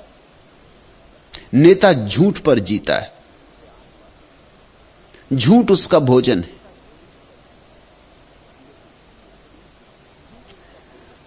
लेकिन सन्यासी तो प्रथम चरण ही सत्य की तरफ उठाता है। सब लोग पूछते हैं वे वादे कहां गए, आकाश नापते से इरादे कहां गए, जिनकी हर एक चाल पर मुद्दत से नाज था, घोड़े कहां गए, वे प्यादे कहां गए। कहते थे फेंक देंगे इन्हें भी उतार कर, बूढ़ी सियासतों के लबादे कहां गए। ले दे के एक आग थी जिस पर यकीन था, वे रोशनी पसंद तकाते कहां गए। जो लेके इंकलाब चले थे हवा के साथ, कोई करीब आके बता दे कहां गए। राजनेता बड़ी ऊंची बातें करता, महत् कार्यों की बातें करता है। छोटे मोटे हेर फेर को क्रांतियां कहने लगता है, महाक्रांतियां कहने लगता है। राजनेता जीता है बड़े बड़े नारों पर।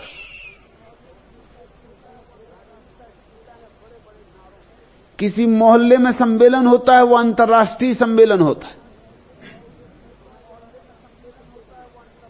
जहां 2-4 आदमियों की सभा हुई उसको महासभा कहते। नेता बड़े बड़े शब्दों के गुब्बारे बनाता है। ले दे के एक आंख थी जिस पर यकीन था, वे रोशनी पसंद तकादे कहां गए। जो लेके इंकलाब चले थे हवा के साथ, कोई करीब आके बता दे कहां गए। रोज खो जाते हैं इस तरह के नेता, बड़े महत् कार्यों की बातें करते हैं और क्षुद्रकारी भी नहीं हो पाते। आसमान बदल देना चाहते हैं। जमीन की हालत रोज बिगड़ती चली जाती। बड़े बड़े सपने देते हैं तुम्हें, बड़ी बड़ी कल्पनाएं, और उन कल्पनाओं के जाल में तुम्हारी जंजीरें ढाली जाती। जगदीश, तुम्हें राजनेता बनना हो तो इस महत् कार्य में लगो, जगत को रोशनी दिखाने की। अगर तुम्हें सन्यासी बनना है तो खुद रोशन हो जाओ, इतना काफी। शेष फिर अपने से होगा, तुम्हें करना नहीं पड़ेगा। तुम्हारी मौजूदगी करने लगेगी। तुम जहां उठोगे, जहां बैठोगे वहां मंदिर बन जाएंगे। तुम जहां चलोगे वहां तीर्थ हो जाएंगे। तुम जिसे छुओगे वो सोना हो जाएगा। ये करना नहीं पड़ेगा, ये होगा। और जब होता है अपने से तो उसका मजा और, उसका सौंदर्य और।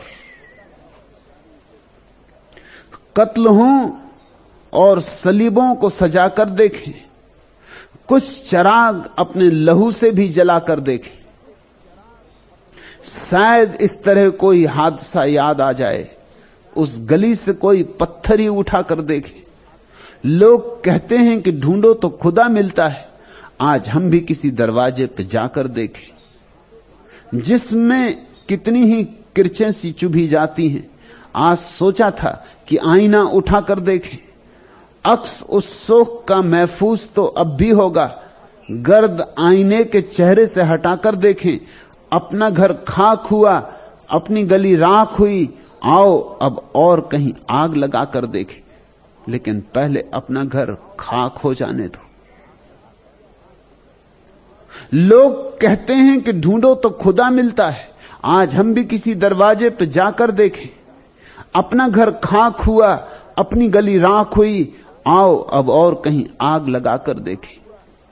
कबीर ने कहा है, कबीरा खड़ा बाजार में लिए लुकाठी हाथ, जो घर बारे आपना चले हमारे साथ। लेकिन कबीर अपना घर जला के खड़े। जो अपने मन और अपने अहंकार को जला लेता है, उसके भीतर रोशनी हो जाती। अहंकार की बाती बनाओ, अपनी आसक्तियों का तेल बनाओ, ध्यान की ज्योति जलाओ, तुम्हारा दिया जले। इस दिए के जलने में, इस ध्यान के जलने में अहंकार जल जाएगा, मोह ममता माया जल जाएगी। एक दिन रोशनी ही रोशनी रह जाएगी। फिर तुम अपने आप ही औरों के काम आ जाओगे। सेवा की नहीं जाती, और जो सेवा की जाती है वो सिर्फ उपद्रव लाती। सेवा होती वह जागे हुए व्यक्ति की सहज परिणति। जैसे तुम्हारे पीछे तुम्हारी छाया चलती, ऐसे ही ध्यान के पीछे करुणा चलती, सेवा चलती। जागो, पहले स्वयं जागो।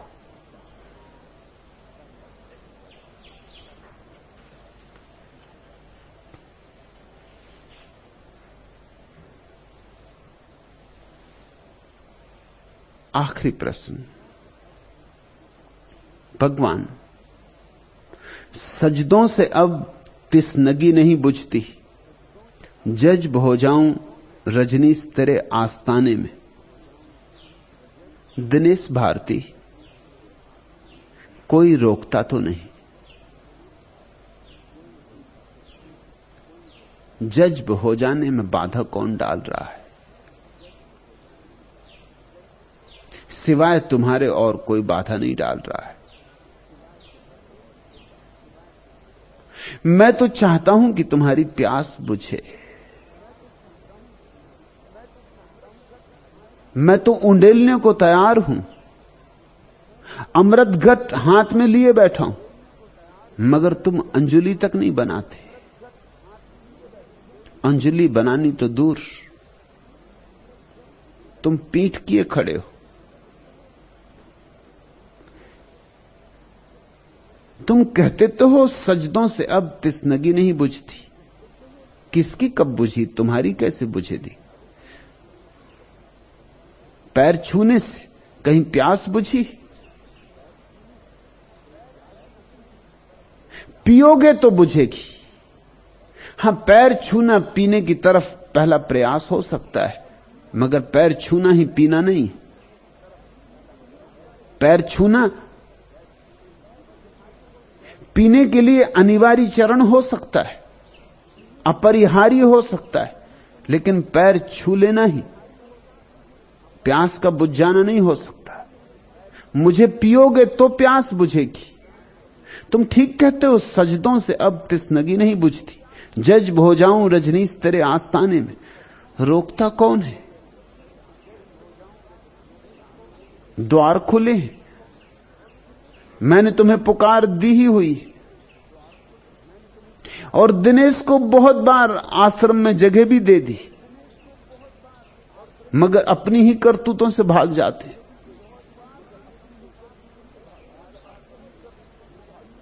बहुत बार तुम्हें अपने पास ले लिया, बार बार तुम्हारी गलतियों को क्षमा भी किया, क्योंकि गलतियों को मैं बहुत मूल्य नहीं देता। गलतियां स्वाभाविक हैं, मनुष्य है तो भूलें होंगी, लेकिन इसका यह मतलब नहीं कि वही वही भूलें बार बार करो। एक भूल एक बार काफी। रोज नई भूल करो तो मैं क्षमा करने को तैयार हूं। कम से कम विकास तो होगा, नई भूल होगी। मगर भूल तक भी नई नहीं करते, ऐसे जड़ हो गए हो कि भूलें भी वही वही दोहराते हो। तुम ही अपने को रोक रहे दिनेश, मैं यहां तुम्हें रोक नहीं रहा हूं, न कोई और तुम्हें रोक रहा है। इस दरवाजे से जो खाली जाएगा वो ध्यान रखे, उत्तरदायित्व उसका है। वो सरोवर के पास आया, झुका नहीं, अंजुलि ना बनाई। सरोवर छलांग लगा के तुम्हारे कंठ में तो ना उतर जाए, और सरोवर तुम्हारी स्वतंत्रता का इस तरह हनन करेगा भी नहीं। मैं जबरदस्ती तो तुम्हें पकड़ के दवा ना पिला दूं, यह कोई जबरदस्ती पिलाई वहां जाने वाली दवा भी नहीं है। यह तो तुम स्वेच्छा से, स्वतंत्रता से, अहोभाव से पियोगे। और तुम्हारे पीने की आकांक्षा भी है, तुम पीना भी चाहते हो, मगर तुम्हारी पुरानी आदतें दिक्कतें दे रही। तुम कुछ ऐसा करना चाहते हो कि जो यहां उपलब्ध है वो भी मिल जाए, और जो तुम पकड़े रहे हो अब तक वो भी न छोड़ना पड़े। तुम दो नावों में सवार हो, ये तुम्हारी अड़चन है। एक नाव में सवार होना पड़ेगा, क्योंकि ये दोनों नावें दो अलग दिशाओं में जा रही। तुम्हारी नाव और मेरी नाव विपरीत दिशाओं में यात्राएं कर रही। तुम इन दोनों पे सवार होगे तो बड़ी अड़चन में पड़ जाओगे, टूट जाओगे, खंडित हो जाओगे, तुम्हारे भीतर बड़ा द्वंद्व हो जाएगा। या तो तुम अपनी ही नाव पे सवार हो जाओ, अभी अपनी नाव को ही भोग लो। डर कुछ भी नहीं है, क्योंकि तुम्हारी नाव को तुम अगर भोग लो तो तुम्हें मेरी नाव में आना ही होगा। लेकिन वो भी तुम आधा आधा कर रहे हो डर के मारे, क्योंकि मेरी नाव में भी एक पैर रखना है।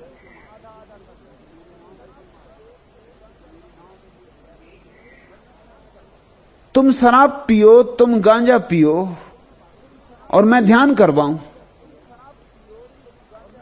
ये दोनों बातें साथ कैसे चल पाए? क्योंकि गांजा और शराब तो बेहोश करे और ध्यान होश में जगाए,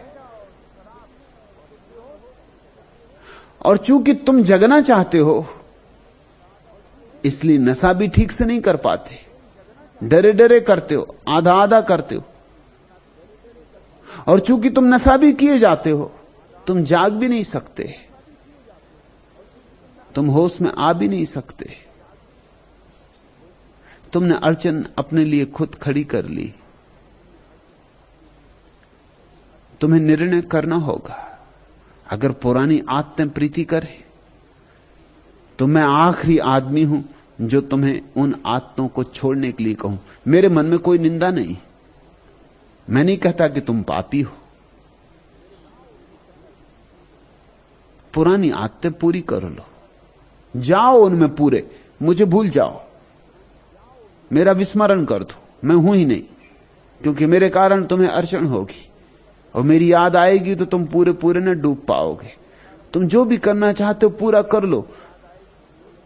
मैं इतने भरोसे से क्यों कहता हूं कि तुम जो भी करना चाहते हो पूरा कर लो? कोई साधु संत इस तरह की बात तुमसे नहीं कहेगा। मैं इसलिए भरोसे से कहता हूं कि तुम कितनी ही शराब पियो, कितना ही गांजा पियो, कितना ही जुआ खेलो, कितना ही कुछ करो, आज नहीं कल उससे उब जाओगे, क्योंकि वह व्यर्थ है। उसकी व्यर्थता मेरे लिए इतनी प्रमाणित है, इसलिए इतने आश्वासन से कहता हूं जो भी करना हो करो, पूरा कर लो, उबोगे, और जितने जल्दी पूरा कर लोगे उतने जल्दी उब जाओगे। और उब जाओ तो फिर मैं हूं, तो फिर मेरी नाव में सवार हो सकोगे, तब पीछे की तरफ लौट के नहीं देखोगे। अभी तुम अड़चन में पड़े हो, अभी तुम दोनों संभाल लेना चाहते हो, और इस दोनों के संभालने में बड़ी कठिनाई है। दुविधा में दोनों गए, माया मिली न राम। चांद खंडहरी हैं अब दिल की राजधानी में, तुम कहां जुड़ गए आकर मेरी कहानी में। यहां ठहरना मुसाफिर, यहां से दूर ही चल, मिला हुआ है जहर इस शहर के पानी में।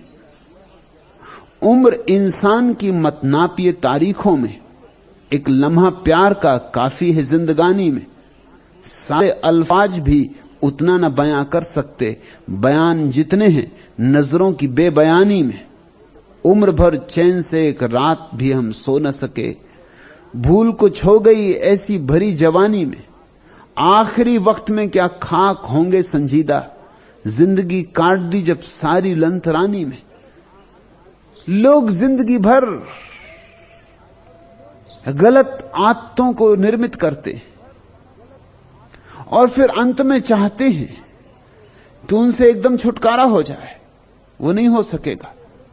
लेकिन तुम सौभाग्यशाली हो दिनेश, अभी युवा हो और मेरे पास आ गए।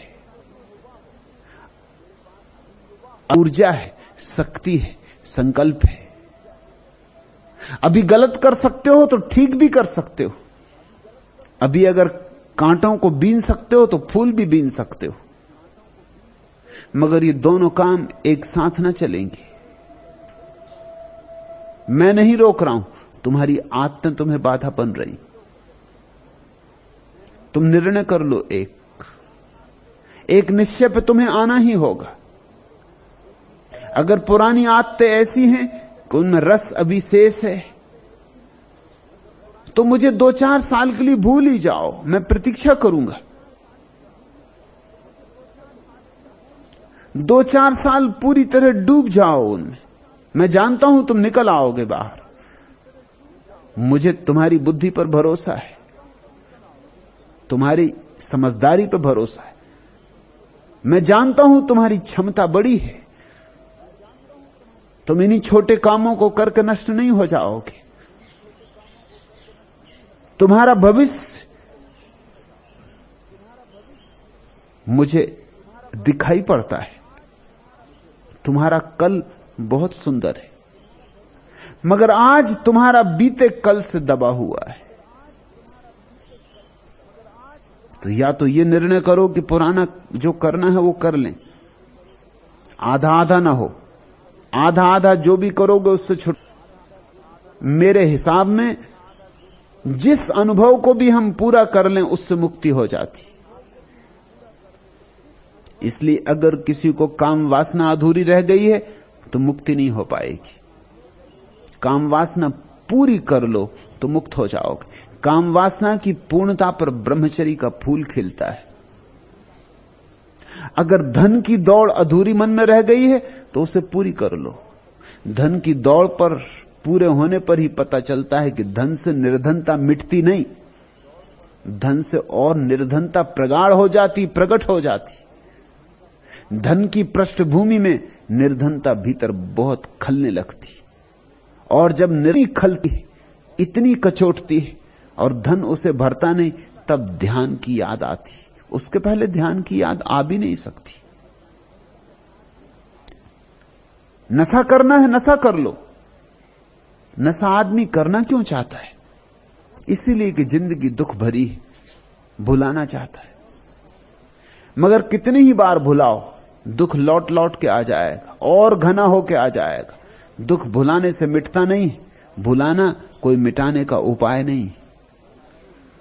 धीरे धीरे एक बात समझ में आ जाएगी, भुला भुला के तुम बढ़ा रहे हो, मिटा नहीं रहे हो। मिटाने के रास्ते कुछ और है। मिटाने का रास्ता आत्मविस्मरण नहीं है, मिटाने स्मरण, सेल्फ रिमेंबरिंग है। बुद्ध ने कहा सम्मा सती, महावीर ने कहा विवेक, कृष्णमूर्ति जिसको कहते हैं अवेयरनेस, या गुरजीएफ जिसको कहता था सेल्फ रिमेंबरिंग, कबीर और नानक ने जिसको कहा सुरति, आत्मस्मरण। मैं कौन हूं इसका बोध ऐसा प्रगाढ़ हो जाए कि जैसे ज्योति जल रही हो तुम्हारे भीतर निष्कंप, तो फिर तुम्हारे जीवन में कोई दुख न रह जाएगा।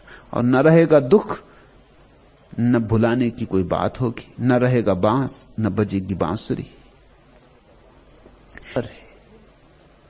व्यर्थ को पहचानने का, सार्थक को जीने का, असार को असार की भांति देखने का, ताकि सार को सार की भांति जाना जा सके।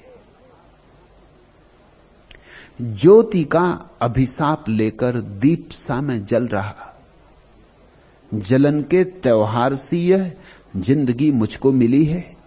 दहकते अंगार पर ही प्राण की कलिका खिली है।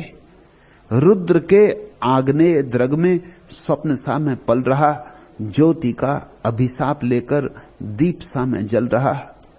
मृत्यु का जड़खंड होता, मैं पड़ा रहता अगोचर। ज्योति कण की उजागर, दीप्त लघु अस्तित्व मेरा आंधियों को खल रहा।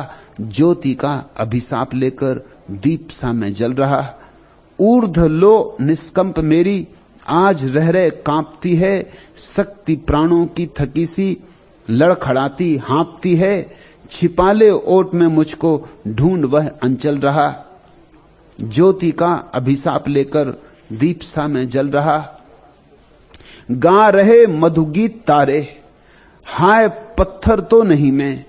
मधु निशा के वक्ष पर धर, शीश सो जाऊं कहीं मैं। किंतु सोना मौत है रे, कह स्वयं को छल रहा। ज्योति का अभिशाप लेकर दीप सा में जल रहा। चूम थी सलबाला व्यर्थ उस उन्मादनी ने, इस जलन से मोह पाला। याद में उसकी अभागा दीप तिल तिल गल रहा। ज्योति का अभिशाप लेकर दीप सा में जल रहा। क्यों न मैं वरदान मानूं ज्योति के साप को ही, तन जलन की मंद लौ में जा रहा बढ़ता बटोही।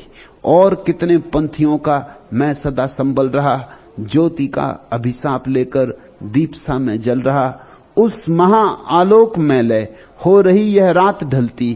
प्राण तेरे स्नेह से ही साधना की ज्योत जलती। कालिमा के पंख में भी मैं सदा उज्जवल रहा।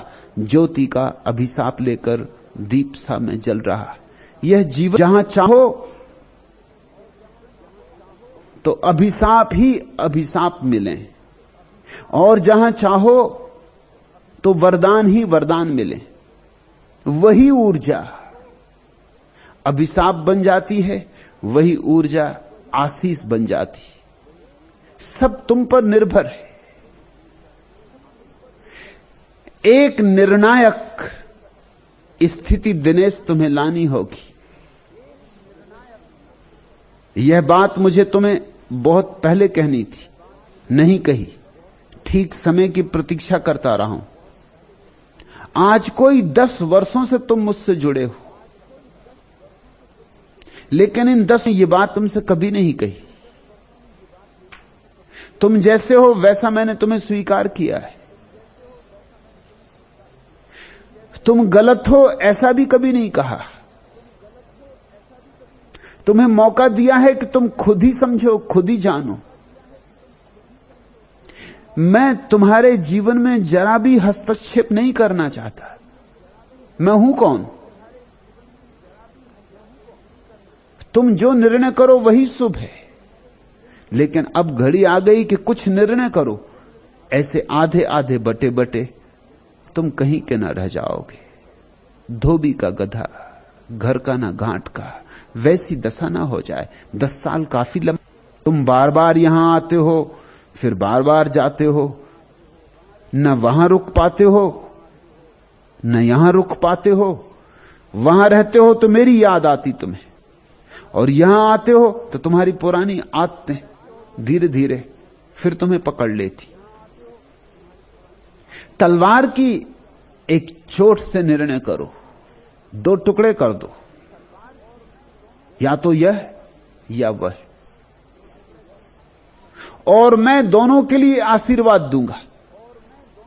उतना ख्याल रखना, यह मत सोचना कि तुम अगर निर्णय करो मुझसे टूट जाने का और अपनी पुरानी आदतों में ही जीने का, तो मैं नाराज होऊंगा।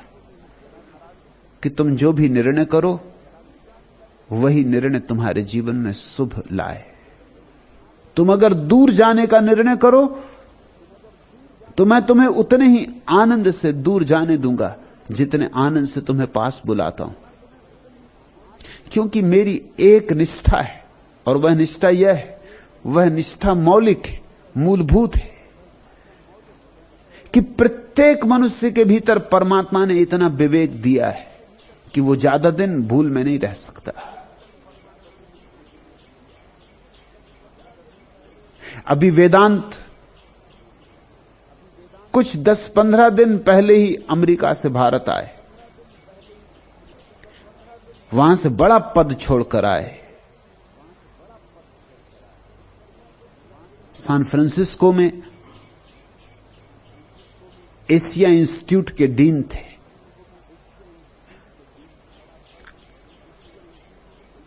सब सुविधा, बड़ा पद, बड़ी नौकरी, बड़ी प्रतिष्ठा,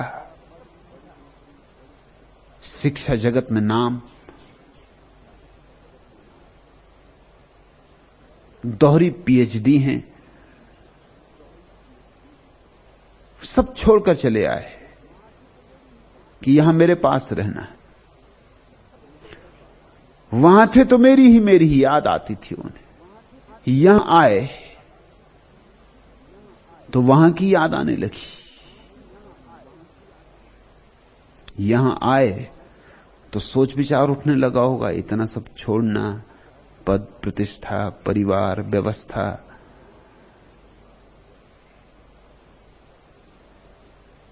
और यहां मेरे फक्कड़ों में सम्मिलित होना,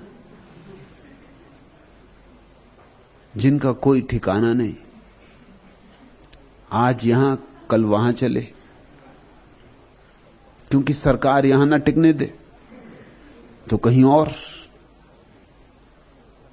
यह भी पक्का नहीं कि इसी देश में टिकना पड़ेगा, किसी और देश में टिकना पड़ेगा। कुछ कहा नहीं जा सकता।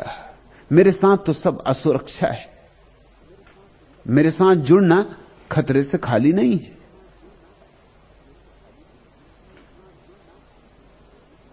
सोच विचार में पड़ गए। लौट जाना या क्या करना? मुझे लिखा तो मैंने कहा कि बिल्कुल लौट जाओ, मेरे आशीर्वाद के साथ लौट जाओ, उसी खुशी से लौट जाओ जिस खुशी से आए थे। तो वेदांत को भरोसा नहीं आया कि मैं इतने जल्दी जाने दूंगा। लक्ष्मी ने जब उन्हें खबर दी तो उन्हें भरोसा नहीं आया। उन्होंने कहा, ऐसा कहा भगवान ने कि लौट जाओ? बिल्कुल कह दिया लौट जाओ, इतनी जल्दी कह दिया। वेदांत के मन में कहीं ना कहीं भीतर छिपी हुई बात रहेगी कि मैं कहूंगा कि जाऊं, मगर वो क्या जाने देंगे? कहेंगे कि नहीं, रुको, कहां जाते हो, पागल हो, समझाएंगे बुझाएंगे, ऐसी आशा रही होगी भीतर। मगर मेरे काम करने के अपने ढंग हैं। अब तो वेदांत रुकना भी चाहे तो मैं रुकने नहीं दूंगा। एक बार तो उन्हें जाना ही होगा, क्योंकि अगर ये आधा आधा मन रहा तो मेरे पास होने का कोई आ ना पाएगी। एक बार तो जाना ही होगा आप। और अब दोबारा जब आना चाहेंगे तो इतनी आसानी से आने भी नहीं दूंगा जितनी आसानी से इस बार आ जाने दिया था। अब तो साफ उन्हें मैंने संदेश दे दिया है कि 100% आ सको तो ही आना, क्योंकि यह रास्ता दीवानों का है, हिसाब किताब का नहीं है। कल का कोई पक्का नहीं है, कल का कुछ भरोसा नहीं है। मैं कोई सुरक्षा दे नहीं सकता। मेरे सन्यासी रहते बादशाहों की तरह,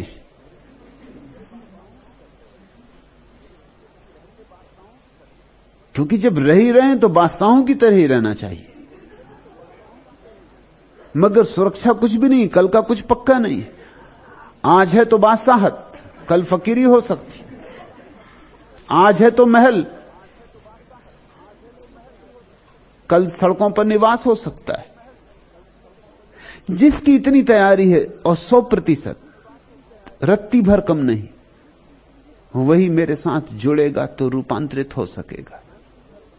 दिनेश, वही मैं तुमसे कहता हूं, या तो चले जाओ, पूरे भूल भाल जाओ मुझे।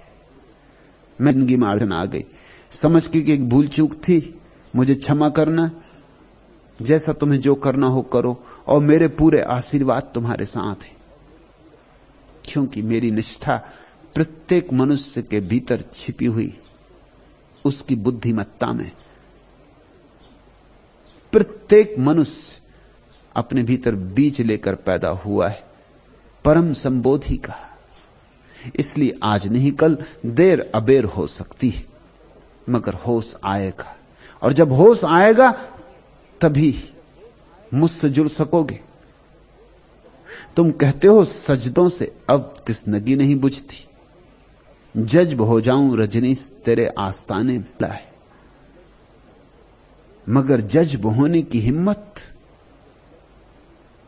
बूंद जब सागर में गिरती तो उसकी हिम्मत समझते हो? मिटने की हिम्मत, ना हो जाने की हिम्मत, शून्य होने का साहस ही सन्यासी की आधारशिला है। शून्य होने का साहस ही सन्यास है।